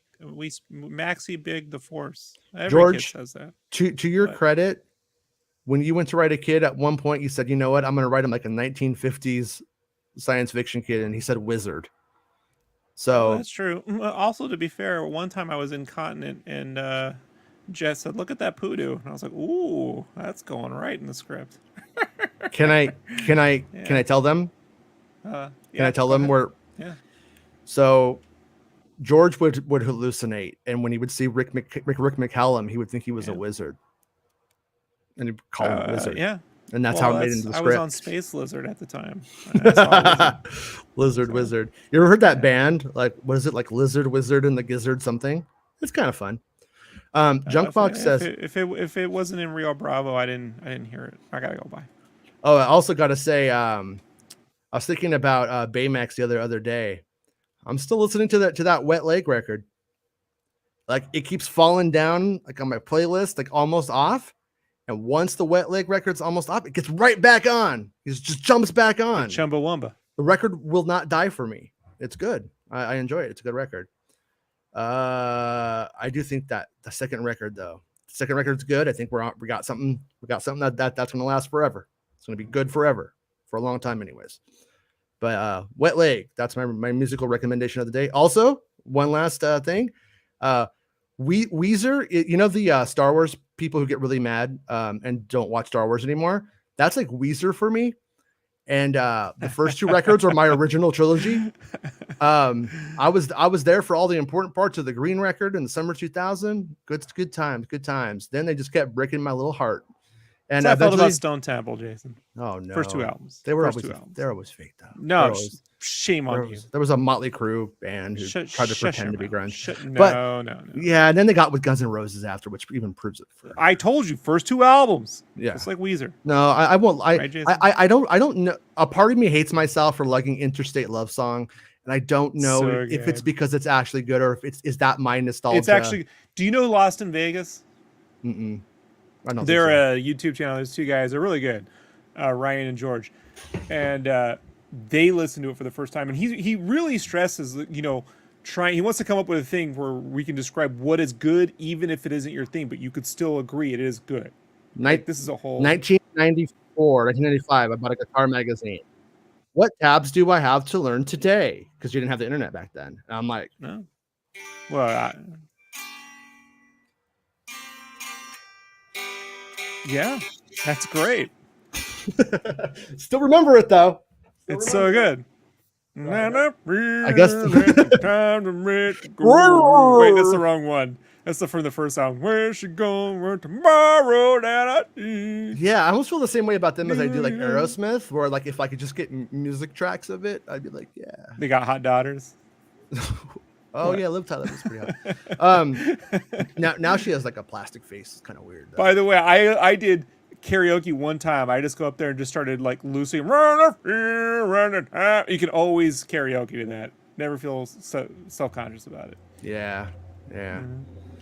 I got a karaoke triumph and nightmare story. Whereas that like, I actually kind of can get a sort of a high end to my voice if it's not used. And I was working in an office all day. I got to do karaoke. Someone like gets me a little bit drunk. I was barely drunk, and it's under pressure. They're like I'm Bowie, and I was like, oh, I could do some of those Freddie Mercury. I could hit some of those sometimes, and I fucking rocked it. I fucking landed it. It was my best karaoke night of all time. Then another time, someone's like, you gotta do that again, man. Gotta do it again. And I do it. No fucking high end to my voice whatsoever. Couldn't pull it off at all. Now, I never karaoke'd since. Some say I may never karaoke again. I can do any of those. That's what I'm saying. I can do it. Yeah. And everyone will sing along. And tomorrow, right? I remember being like 13 years old and thinking like this might bring socialist revolution. Like there might be we may take down the world and reform it as a socialist as a socialist utopia of art. Like I really like felt that. And then Seven Mary 3 released a song called Cumbersome, and I knew it was over. Do you remember that song? I have become cumbersome for my girl. It was so fucking bad, dude. I was listening to the Mortal Kombat album at that time, Jason, right? Fucking the Sub-Zero track it's so good. Okay. So Baymax says before the movie. I'm talking about the actual Mortal Kombat, the album. I will say, I think if Baymax had a band, they'd be good. The Ghost is the first ship since the Falcon where the View can realistically feel like I want to live on that thing. I want to be on that crew. It's if only to perv on Sabine. Watch it, bud. We're talking about the Ahsoka series, Sabine. Fine, I'll give you that. I'll give you that one. Yeah. No, that was always one of my things about the show that I thought could have been interesting. But is that like in one of the first episodes, he kind of pulls a Finn, got a cute boyfriend kind of moment with Sabine, and then that gets kind of shot down. And after that, never even really test the waters again, if I could remember right. And I was like, I don't know, man. I think if you got two teenagers on a spaceship, somebody's going to leave them on. Chilean Airways says, I'm a big Rebels fan, so I can't help but hope elements from Rebels will show up in Andor. The crew themselves don't have to show up, but things like hearing Ezra's broadcast would be nice. I want none of that shit in Andor. You keep that shit in Ahsoka. Right? Us real fucking adults are getting our adult Star Wars. Well, no, I mean, you definitely... They're going to believe me, Jason, because I'm just being a dick, all right? Like, I don't mean it. The thing about it is that, like, the Rebels crew, and even Rogue One itself, like the Rogue One crew, they were sort of like, in a weird way, like outside of all of the inside stuff. So I'm not totally sure if there is space for it in this one, because remember, like we still have at this time, it's a rebel alliance. It's an alliance of rebellions coming together against a common enemy. And we don't necessarily, I think that a lot of that is, I think a lot of the story in this is going to be about how we get some of this alliance together, how we get some of these people as being different factions. Like even Kenobi sort of in a weird way did a little bit of work on the partisans and who the partisans will become as that one, branch of the tree of rebellion. But yeah, space whales. We need more space whales everywhere. I want to see. Space whales are so George Lucas. I don't know how anyone can. I want to see. I want to later find out that that's what Kenobi was cutting up. He was eating one of those things, hyperspaced into the sand and exploded, and they just picked up all the pieces and started cutting it up. Like Santa Sangre, movie recommendation of the day. Santa Sangre, really great scene early on where you don't know what's going on. It's this boy in a circus, and then you see an elephant in the circus dies, and they put the elephant into a giant casket, and then they move the elephant to the side of a cliff and drop it off a cliff where the casket burst open, the elephant falls out, and then all of these nude peasants run up and start cutting the elephant up and taking pieces up and holding it up. Yeah, it's one of the best movies I've ever seen in my whole entire life. It's so good. Jesus Christ. And it's a retelling of Psycho. So if you love Psycho, definitely watch Santa Sangre. And also some of the... When did they drop an elephant in Psycho? Yeah. Aboriginal indigenous people went and carved it up. I'm missing that scene, Jason. Was Ted Knight in that scene? We are... it's all of this stuff is the stuff that the main character witnesses before before he becomes mad. And there's a scene early on where the mother catches the father cheating with this fully tattooed lady, like her whole body is tattooed, and the mom kills the tattooed lady, the dad, and cuts off the dad's dick, and the dad's walking around like, oh, without his dick. And I don't want to watch this movie, Jason. The mom and the father goes over and gets two swords. I think it's 2 swords. I'm just praying this conversation doesn't come to haunt me in my nightmares. It will. Right? and the father uses both knives like this and cuts off the mom's This is what arms. happens when you really don't want us to enjoy Andor, right? You got to do this. Like every time we talk about Andor, you got to bring up killing elephants. It's a South American movie. It's all connected. Diego Luna could have been in this movie, you guys. But what ends up happening is the mom gets her arms cut off. So when we go to present day story after the childhood stuff, his mom wears like a nice dress. What's the name of this movie? Santa Sangre. It's by Alejandro Jodorowsky. And she has these... Didn't she go to Greenland? Wasn't it a B-52 song? No. But she has holes cut in the back of her dress. And the son paints his nails like all beautiful, like with like really nice nails and stuff, like how his mom would. And he puts his hands into his mom's dress and then puts them around her. And then now she controls his hands. And she plays there's these scenes where the son is like playing the piano for the mom, and she's like sitting there and she's like monologuing. It's fucking rad. It's so bizarre. And then, but what happens is when the son, I think his name is Alexi. I want to say his name was Alexi. When he brings home a woman to get down with, the mother will come in and be like, how dare you, how dare you do this? And, she's she's part of a cult, by the way, like a blood cult, like a Christian blood cult. And who worships blood, and the Christian community kicks her out. And she's all like, "It's blood, it's blood." He's all told, "It's paint." Now she'd be running that place. But she ends up killing all of the women that he sleeps with because it's Psycho. It's just like a Psycho retelling. Spoilers for Andor. And at the end of it, though, I love Alejandro Jodorowsky's mind because the main character's like, "I keep killing these women I want to have sex with, but I am horny. So what am I gonna do?"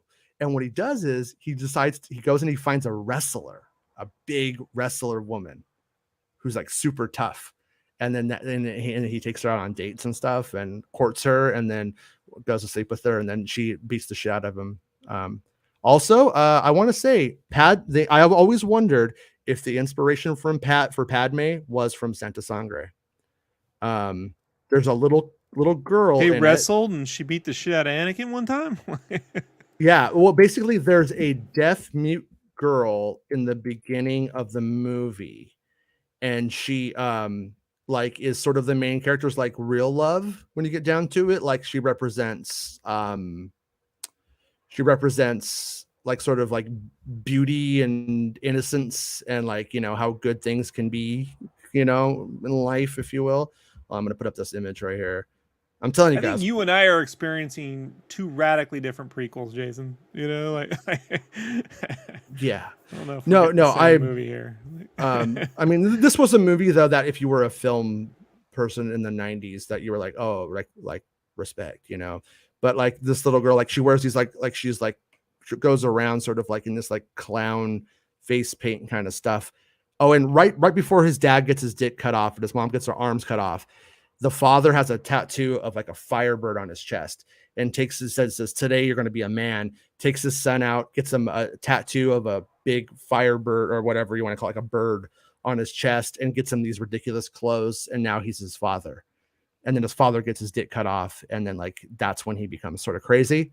And but this little girl like shows up throughout the series, and she eventually like rescues him and brings him back to like sanity. But it's a really good movie. If you like visual storytelling, it is super fucking good. Highly recommend it. And if it gives you nightmares, you're welcome. This conversation is giving me nightmares for certain. Animation is definitely key to bringing a new generation to Star Wars. Yeah, I think so. You know what's weird though, Skylar, is my son didn't work on him or my daughter. They like it well enough, but they kind of go like, and they want the live action stuff, you know? And so it's like in a weird way, when there is no live action, when there's no live action, I think it does exactly that. When there is live action, I think it's less effective, you know? And Junkbox says, channel member, ally, communications disruptor says, Rebels is a story about a terrorist cell starting a link up with other cells. Yeah. It's exactly. Those three amigos, if you look at it from a certain point of view, but let's be honest, you know, it's kind of a dopey cartoon. What is foreplay? No, but you know, like it's the sequel to 14. Did you ever watch Young Justice? Yeah. Yeah, like Young Justice is in a ways a dopey cartoon, but really good story. It's much like Ray Weissman and Young Justice and I like cartoons. Gargoyles. Just, you want me to, when I talk about cartoons, American cartoons in comparison to you know, Full Metal Alchemist Brotherhood, it's just nothing to me. Like it's childish. I think Star Wars Rebels would be. I think you might like it if it wasn't Star Wars, because like of the connections that are made to things and about like what Star Wars should be. I think when we let that go, I tried watching it when they announced Thrawn. That was like, that's not really Thrawn. All right. Yeah. No, I'm with you there. I don't think that most of the I always found the depiction of Thrawn to be corny. I think Thrawn's overrated. I really think Thrawn's place in the fandom is a lot like some of these fake ass scoopers who never get anything right, yet people keep going and going, well, so and so says. But it's just like, you know. Well, maybe Favreau will one day give us, you know, a version of Thrawn that, like Mando, right? Was a version of Boba Fett, but it wasn't. Yeah. But we'll get that from some other. It'll be a green alien instead of a blue one or something. Santa says, I think a lot of the optimism for Andor comes from A, not based on legacy characters, and B, less reliance on the volume and writer continuity from Rogue One. And once again, I think those are all good points. But I still think Gilroy's great, but Gilroy did not write all of Rogue One, and it should not be treated as such. This may be better than Rogue One. And if it is, it's because Gilroy got to write the whole fucking thing. And if it's not, it might be to some extent because Gilroy didn't write all of Rogue One. I think that's just something that we should always take into account, that he was a writer, not the writer, you know? But I've never got to see the draft that Chris McQuarrie did before Gilroy in its entirety, and I would love to see it because dude, you ever get that, you gotta even if we can never talk about it, you know what I mean? Well, McQuarrie, Chris, that's the thing to remember though. You love Christopher McQuarrie. Christopher McQuarrie wrote on Rogue One, and to the best of my knowledge, he's not writing on this. So it's not entirely the A-team, but also love Catalyst, so it's not dependent upon a certain individual. Yeah. No, and that's where, like, I personally, like, just my deep down theory is it doesn't matter what we put under the check boxes. Nobody knows what you're going to get until you get it at the end of the day. I know that sounds so stupid and basic, but with Star Wars, it just is. That's how it works. Like, yeah, no one ever I didn't see you trying to underhype Spreezy when we're getting a Kenobi. Hey, you got to temper your expectations. If you like Book of Boba Fett or didn't like it, don't expect much different than that. That's not, you know, like, I'm just saying, some of us want to be excited. No, pause. I got to pause you on that. To compare Book of Boba Fett's script to Kenobi, if somebody ever did that, I would be like, you don't know what writing is. Like, it is. Kenobi, I would agree. Kenobi is a 10 to that's a 4. I would say. I don't really think agree. a 10's. So I'm gonna say it's a 9, and that's a 4.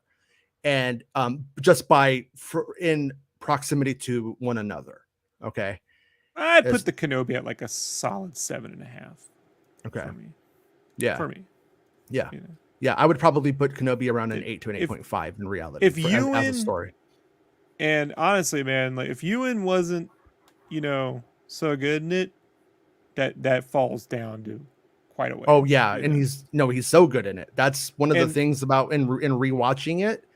When you stop when I rewatched it again too, I'm not really looking at the disinteresting backgrounds. I find that in my rewatches now, I'm looking at Ewan more than I did on my first watches, which is interesting. I don't know if that's Deborah Chow's fault. That I feel like some of that shit just should have been shot up closer because he's doing a good job. But anyways, I'm not going to second guess Deborah Chow's direction. Honestly, man, I don't think that the way that it's shot, it feels like a play in some ways. Like it could have been shot in 4:3 and it wouldn't matter to me much. You know what I mean? Like I'm not taking a dig at it. It's just that whatever benefit they get from a 2:35 or 6, aspect ratio is not really happening much on that series. When you show me like a whole frame with one person in it and there's nothing interesting in the background and it's Star Wars, I just feel like that should be a close-up. It's kind of like where my mind tends to go. I don't know if that's correct. Anybody who has any directing experience, let me know if that's crazy or not. Chris has made it to Turd Theory Live. Let's go. Welcome to Turd Theory. 1, if you like pee-pee. 2, if you like caca. I put a 1 in the chat if you like pee-pee. Gizmo. Put a 2. Star Wars dog. Turd Theory. Is Amber going to be here soon? What, the stripper? I don't know. Amber's a very stripper name. Will Morgan. So you're saying there's a chance. I'm always saying there's a chance. Will Morgan. Always. To be read in Lloyd's Christmas voice. Oh, yeah. Lloyd Christmas. The old Lloyd Christmas. I like it's weird, man. Like something about Jim Carrey, like after Living Color, I just could never get into. I never liked The Mask. I never liked Cable Guy or whatever. But fucking Dumb and Dumber, it's so good. I never get tired of Dumb and Dumber. It all. Yeah. Liked it all the way up to Eternal Sunshine. Yeah, that was good. I also like Kate Winslet with blue hair. And Irene, I can't stand. That's where it all goes downhill for me.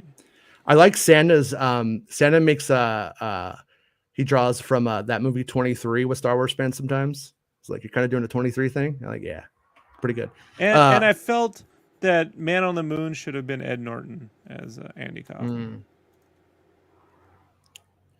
You know what? I'm going to give him that one, though. The Andy Kaufman movie is good.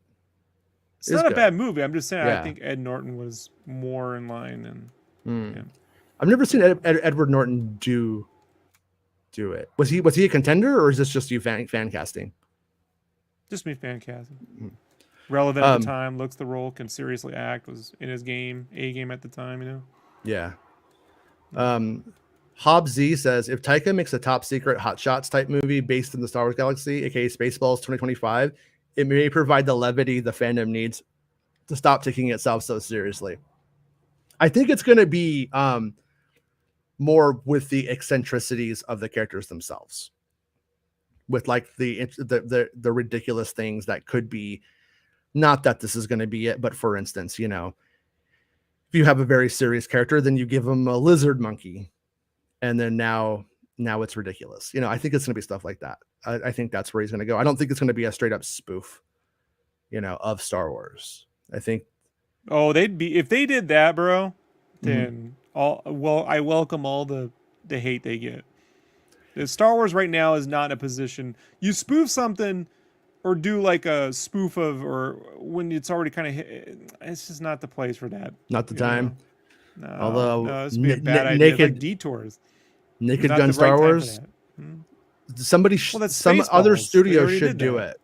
Yeah, but I mean, the only people that could have done it, I think, at the time, and then not now, obviously, but like, I think Key and Peele probably could have pulled that one off. But we're getting it with Aeronauts. I mean, like that's pretty close, without shooting a new thing, But I mean the thing is though is that like Star Wars, I mean when they made Spaceballs, Return of the Jedi was like the last Star Wars thing that had come out. I think a very funny person could do. I'm not talking about Lucasfilm itself. I'm talking about like another studio who's just like making, a spoof film without the fucking Wayans brothers involved. The problem is they ran that shit into the ground. Like, yeah. Big time, I was like, yeah. My son loves Naked Gun. Like, it's hilarious. He thinks it's like the funniest thing ever. I'm like, how do you get this? And he just like understands. He just understands like how straight it's played. I think because when I fuck with my kids, I play the straight man really hard, so I think he reads it really well. Mm-hmm. But yeah. Joel says Attack of the Clones is on par with Empire. Definitely not out of practice. So that's Joel's opinion, and he's entitled to it. Attack of the Clones is on par. Oh man, thank you. I needed a good laugh today. That's so good. Oh my god.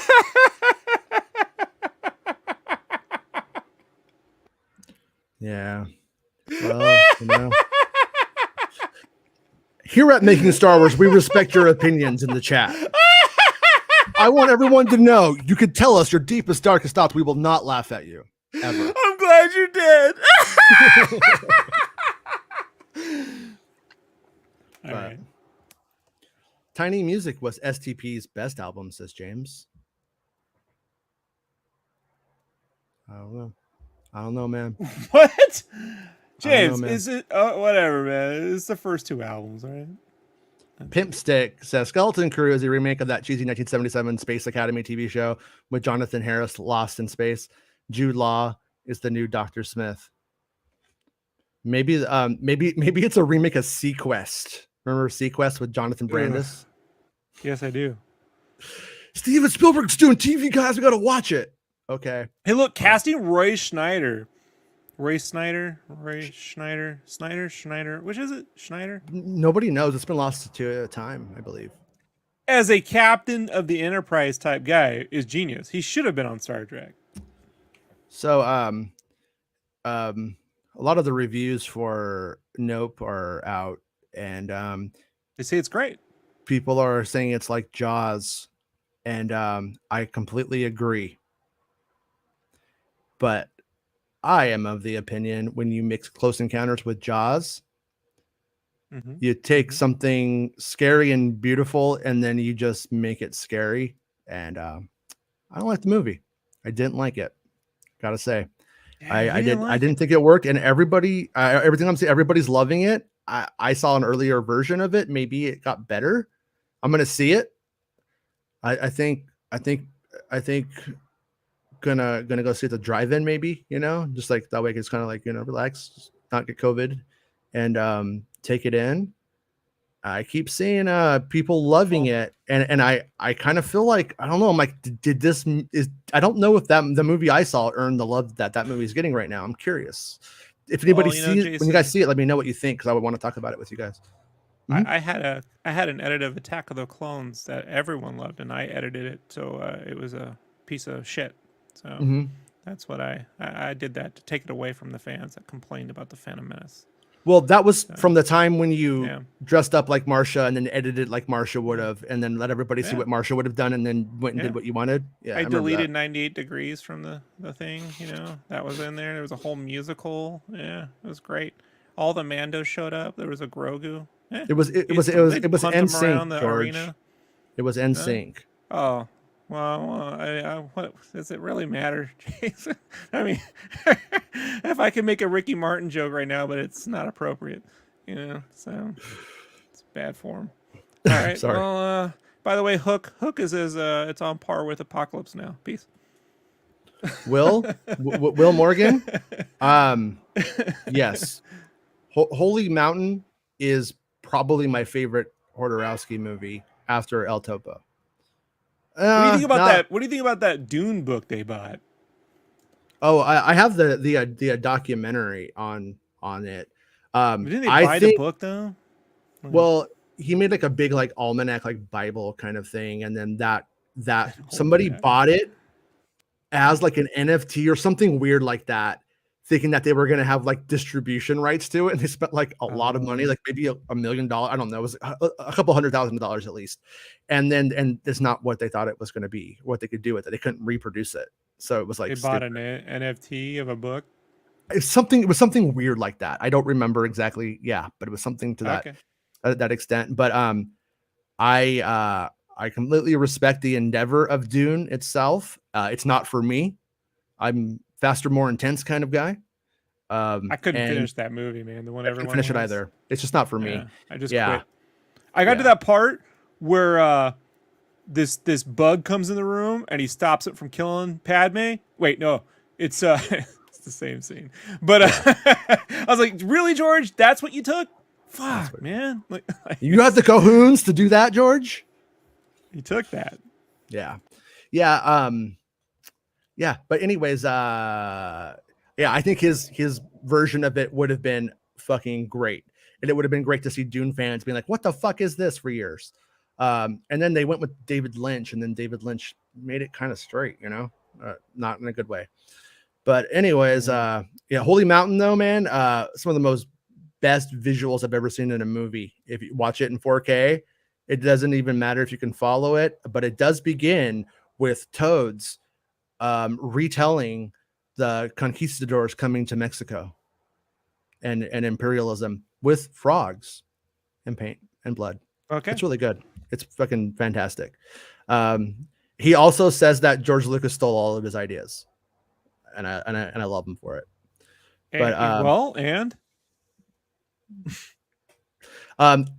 His version, the Emperor sat on a giant golden toilet though.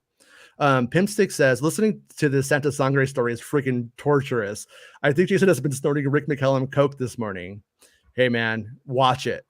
Go down the rabbit hole of the Alejandro Jodorowsky box set. You'll have a good time.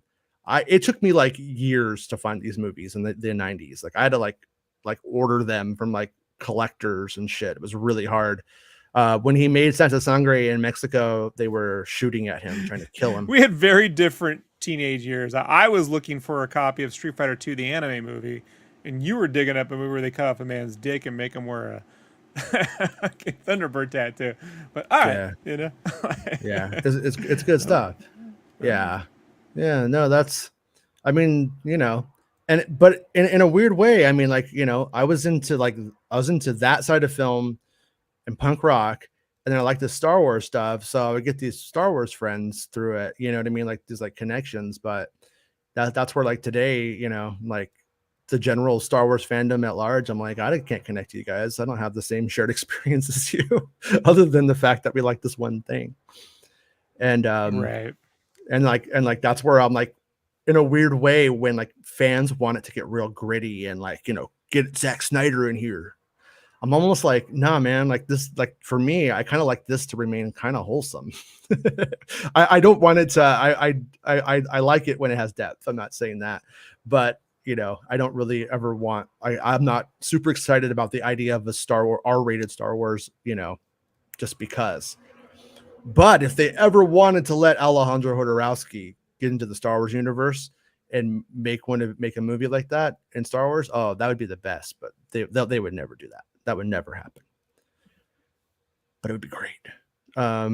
Hey, we already know what the plot of Andor is about. The Wills ask us. We know that it's gonna be about Mon Mothma and Andor and their parallel storylines through this timeline as he, and about why he fights and why she fights and why they become a military kind of operation.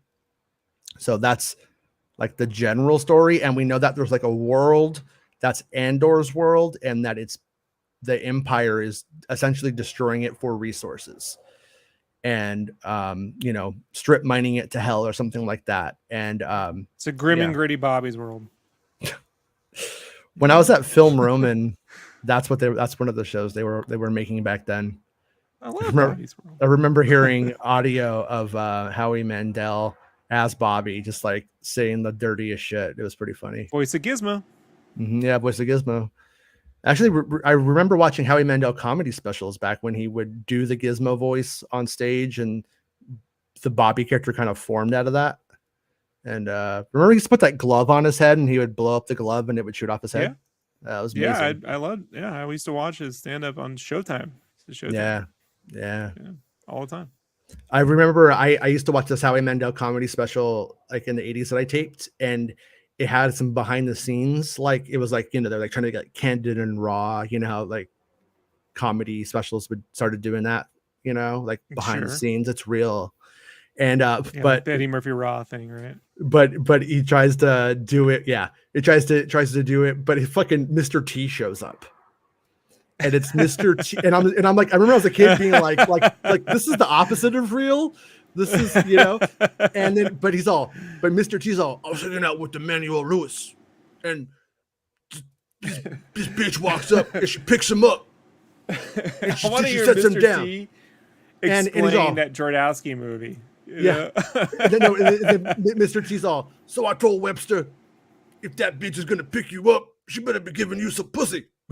It was like, I'm like 8, and I'm just like, Mr. T just talked about how Webster should be getting fucked, and then I'm like, oh yeah, Webster's not really a kid. I'm, oh man, the world is crazy. Next thing I know, I'm watching Alejandro Jodorowsky movies. That you know what? I see the through line. There is one, right? I think there is. There's a through line. Yeah. I was rewriting Ghostbusters too, but I get yours experience. Yeah. But all right, guys, and gals, and theys and thems, and its and zits, we've done it. I think we've pizza party tomorrow.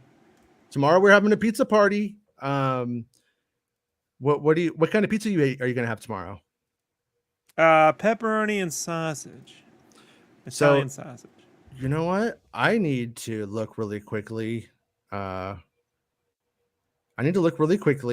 Before I tell everybody what time we're going to do the show, because we might need to do the show an hour later, because I may not be able to come to the pizza party if I do the show at 11. Well, let me see if they hold on. Yeah, I'm trying to see right now, because I'm gonna Little Caesars it. The kids love. It's acceptable.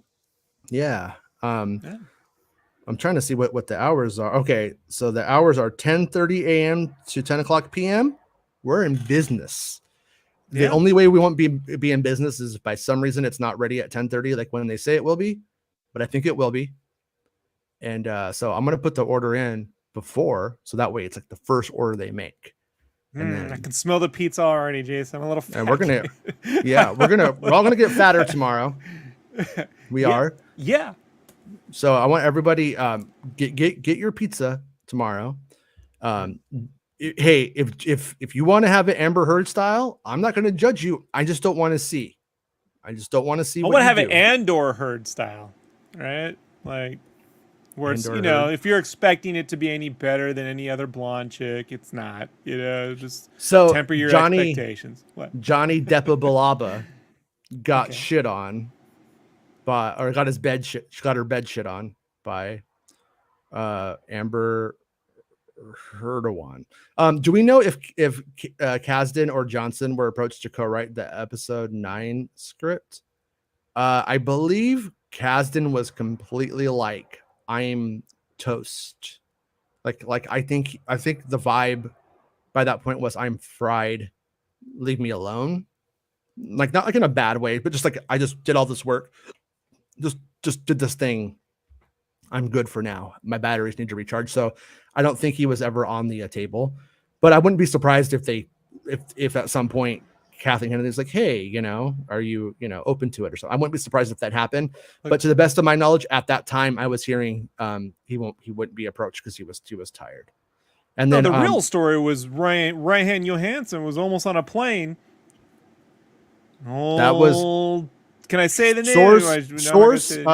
A source who I trust a lot, who was right about all of the early Kenobi stuff back in the day and right about everything, always, told me that they were talking to Ryan and that Ryan was going to go down and close down the production. I would love to ask him if there was any truth to that.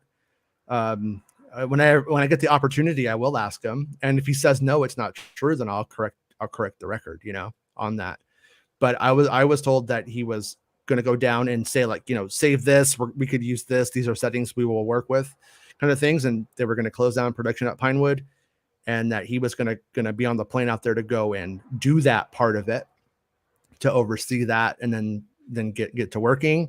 And they were in the process of booking the trip when as the story goes, the rumor goes, credible rumor though, Rejuan calls up JJ, does a bunch of, and there we have it. So that's how it, and then we ended up in a situation where they were in a big rush. And I think that's when I don't know why he wanted to work with what's his name for episode 9. I'm with you. I think they just met at, like, they were at Comic-Con and they fucked each other, like, at a hotel or at the smoked bar weed together, and we're like, you're fun. And he's like, you're fun. Yeah. Because it doesn't, that like I never read Batman and Superman and was like, this guy could close out the Star Wars Skywalker saga. Like, and I don't think it's his fault. I don't blame the guy. I think the guy should have taken the job. Why wouldn't he? And I don't even think he's bringing. Yeah. I've from what I've seen between the Snyder cut, right, which is closer to what he wrote, is Batman v Superman, which he jumped in on, and 9. He seems to like try to bring a lot of things that ain't got nothing to do. I don't know. I'm not being a dick about it. It's just, it's like, he just has a voice that I don't know. Yeah. I don't know, man. And Nick is right. I remember this being a quote, but obviously it's a hyperbolic quote, in my opinion. And no, I like Lawrence Kasdan a lot, man. Tons of respect for him, man. Really love that documentary he did. Right, really proud of it. The one that's coming out. Dreamcatcher is one of the worst fucking movies I've ever seen. Fair enough. Right? Yeah, bro, it's really bad. Like, oh no. Really Poor Diana. She just texted me right now, and she is watching Santa Sangre. She's never going to talk to me again. Oh, Santa! Santa Sangre! St. Blood! Santa, this is where I cut my dick off, Jason! Merry Christmas, Santa Sangre! Eggnog makes me incontinent. Santa Blood. Can we get a character review that's like an Alejandro Jodorowsky / Santa thing where he's a blood from the 80s? It's in the game? Jodorowsky! Jodorowsky. That's so dumb. Oh man. Would love to see you change his mind someday. Yeah, I kind of feel like I could be wrong. I'd love to be wrong, but kind of feel like at his age, I don't know if we're I think that was our second Kasdan chance, our second coming of Kasdan. But I gotta say, I think that documentary is his goodbye to Star Wars. You want my opinion? Could be. It could be. Yeah. It does sound like, he played in that territory. They did the biggest thing that they're ever going to do. You don't want to stay at the party too long, like me, like right now here on this show. And so I kind of think that's party out of bounds, Jason. Party out of bounds. Yeah. You do the classic Star Wars movies, and then you bring episode 7 back, and then you assist on Solo, and your son writes it. I kind of think like you kind of did it all at that point. And I do think John Kasdan is a fun writer, and I'm curious to see it. Like I think like the Solo script itself is a lot of fun. I like the movie, but I don't love it. I don't think at this point, but I want to see. I want to see what he does with like. I want to see how Willow comes out, because Willow is going to be where I either become a John Kasdan fanboy with the Lucasfilm properties, or I'm like, okay, that was that. You know what I mean? That's sort of where I'm at with him. But I like him though. I also like I like John Kasdan though. I think his head and his choices for the most part are usually in the right place. Like in like the new stuff he brought to Solo, like Enfys Nest and the concepts, that kind of stuff. I think it was fun. I think it has a lot of opportunity. I think he's even itching for them to like do something with it. And oh, by the way, Comic Binge. I started my cover of Son of a Gun. I recorded it like couple days ago. I'm gonna do some polish on it. I want to send it your way, and you can tell me if it's sacrilegious or not. If it's sacrilegious, you just tell me, and I'll burn it. But I'm excited about it. Nick says, agreed, Jason. The kids are playing in the sandbox. Solo was entertaining, and that's where I'm at with it. Like I don't think it was an embarrassing endeavor. I don't think it ruined anything. If the Enfys Nest stuff, for instance, was ever picked up on, then it at least contributed something new. But my only problem with it is when you watch it, it didn't need to exist at this point in time. That Kessel Run should have been a giant roller coaster ride, man. That should have been the thing. Hey, man, look, I know you don't like the Gungans, but stick around for the pod race. Like, yeah, like turning the Kessel Run into 20,000 Leagues Under the Sea. I don't know. Man. The Kessel Run should have outdone the pod race in the Phantom Menace easily. Yeah. I'm with you on that. Yeah. And that would be my only like legitimate. We could nitpick all day about killing his crew, all that. I don't care. Yeah. That's the thing that missed the mark. You know. So it's like, yeah. Whoa. Yeah. All right. Yeah. Fucking bummer. I think Kasdan is solid. Love Solo. And I agree. You and Nirvana. Oh yeah. But I did the Nirvana layout, but I did the Vaseline's harmonies, huh? Because I think that's how it should have been done from the start. That's my take. Hey, Leia Rose, how are you? Is that Stone Temple Pilots Vaseline? What? Flies in the Vaseline, we are. Yeah. Like, oh, you said flies in Vaseline. Your lyrics are so edgy. Like that kind of shit to me. After I'm like reading the lyrics to In Utero, which are just fucking mind-boggling good and disturbing at the Alejandro Jodorowsky level, I was always just like, yeah, you saying flies in Vaseline just just sounds like Beavis and Butthead to me. All new characters says Jedi Chris. Have you watched they do the universe? What? Oh yeah. Genius, right? Mm-hmm. It's pretty good. Yeah. It's pretty good. Yeah. I love really everything. Good. Honestly, like I don't know if he would be up for the true visuals for it, but wouldn't it be interesting to see Mike Judge direct an episode of like Mandalorian or something? Yeah, 1,000%. I don't think he would or would be interested in it, but it would be rad. To see his sense of humor. I don't mean Beavis and Butthead. I mean like all the way down to like Office Space. The way he boils. Idiocracy. What was that one? Nuts or mixed with Jason Bateman and Mila Kunis. That was good too. Because I mean, like imagine how good Idiocracy could be in Star Wars, though. Like somebody who's just trying to pay their space phone bill under the Empire, like. There's probably a pretty good story there. Like that would be entertaining as a one-off episode of something. The closest to like a Terry Gilliam Brazil kind of thing you'd probably get, But yeah, big time. You ever listen to the Vaselines? No, man, no. Yeah, I'm not shitting on it. I just No, there's a record called The Way of the Vaselines. It's like a compilation of all of their EPs and singles, and they even do a cover of Divines. A Divine cover of You Think You're a Man. So good, highly recommend. She was supposed to be Peg Bundy's mom. Yeah, that would have been fantastic. They dedicated that episode to her. Would have been so good. Yeah Getting King Kong Bundy as her fucking cousin, so good, right? Oh no, yeah, it's fantastic. I mean, yeah. By the way, did you ever see that YouTube? Last thing we'll talk about. You ever see that YouTube video about the behind the scenes of when Anthrax was on Married with Children?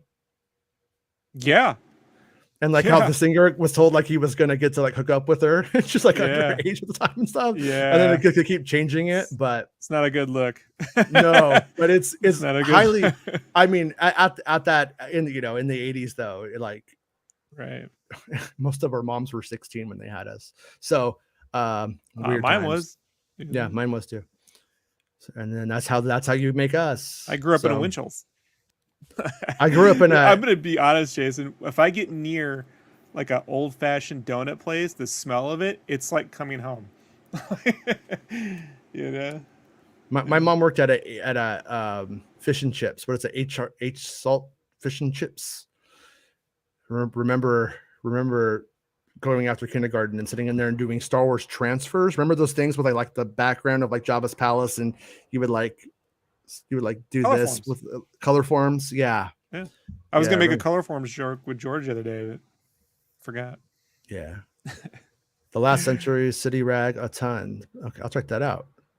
Love this album. Yeah, and I was talking about earlier. I don't know if you saw, newer record like last year, but is Wet Leg. Every single time I'm listening to it, I'm like, I listen to it at first almost primally, where I'm just like the jams, and then later on, I'm like, this kid, she writes lyrics that are as funny as Black Francis at times. A lot of her stuff, is that good.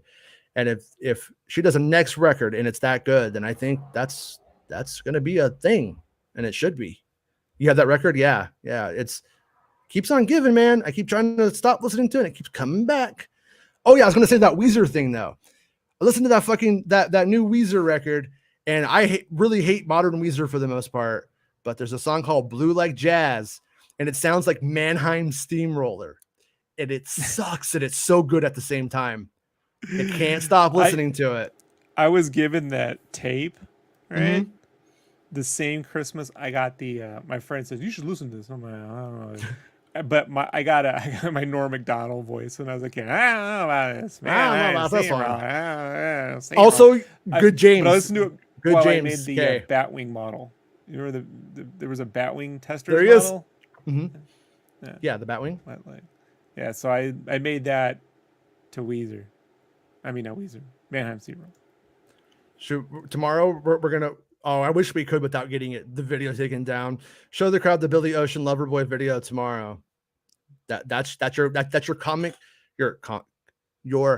comic binge recommendation of the day, everybody. But yeah, all right. So we all agree. Rob should listen to Wet Leg. I don't know. It might not gonna happen. I don't listen to lyrics. I don't like a lot of lyrics. I don't need the lyrics. Yeah. Yeah, we're two different people on that one. The thing about it is the lyrics are still affecting you. You are letting them manipulate you, and you don't realize it. They have a power over you that you have not acknowledged. But someday you will, and you'll see. If you're expecting the lyrics to be any good or better than Stone Temple Pilot, just save yourself the trouble, Jason. My source tells me it's about the same. I don't know. You have a visual mind, though. I think every single time you hear a lyric of something, a visual fires off a neuron in your 1,000%. That's why they matter. Just don't. No, I don't need the lyrics. I don't. Okay. All right. We will be back tomorrow at 11 a.m. Pacific Standard Time for the pizza party. You better bring your pizza. And on Twitter, you could send me your pictures, or on the Discord of you eating your pizza with us. I'll put them on the show. Or I'll even send you the fucking link. It seems like a veiled threat. Here's if you want, I will send you the link. You could come on the show, be on the video with us, probably with the audio off if you're crazy. But we'll just watch you eat pizza while we talk about. We'll do it. Yeah. I think we could put 10 people on at a time. So if you guys want to come to the pizza party, get ready. Tomorrow's a pizza party. All right, everyone, get your. Don't forget. I'm serious. Don't forget your pizza tomorrow. All right, everyone. Bye, Rob. Bye, everybody. I have to go pick up the kids, so I'm gonna go, Rob. See you later. Go. It's the end of the show. Come on, let's go. Hey! It's the end of the show. Come on, let's go. Hey! It's the end of the show. Come on, let's go.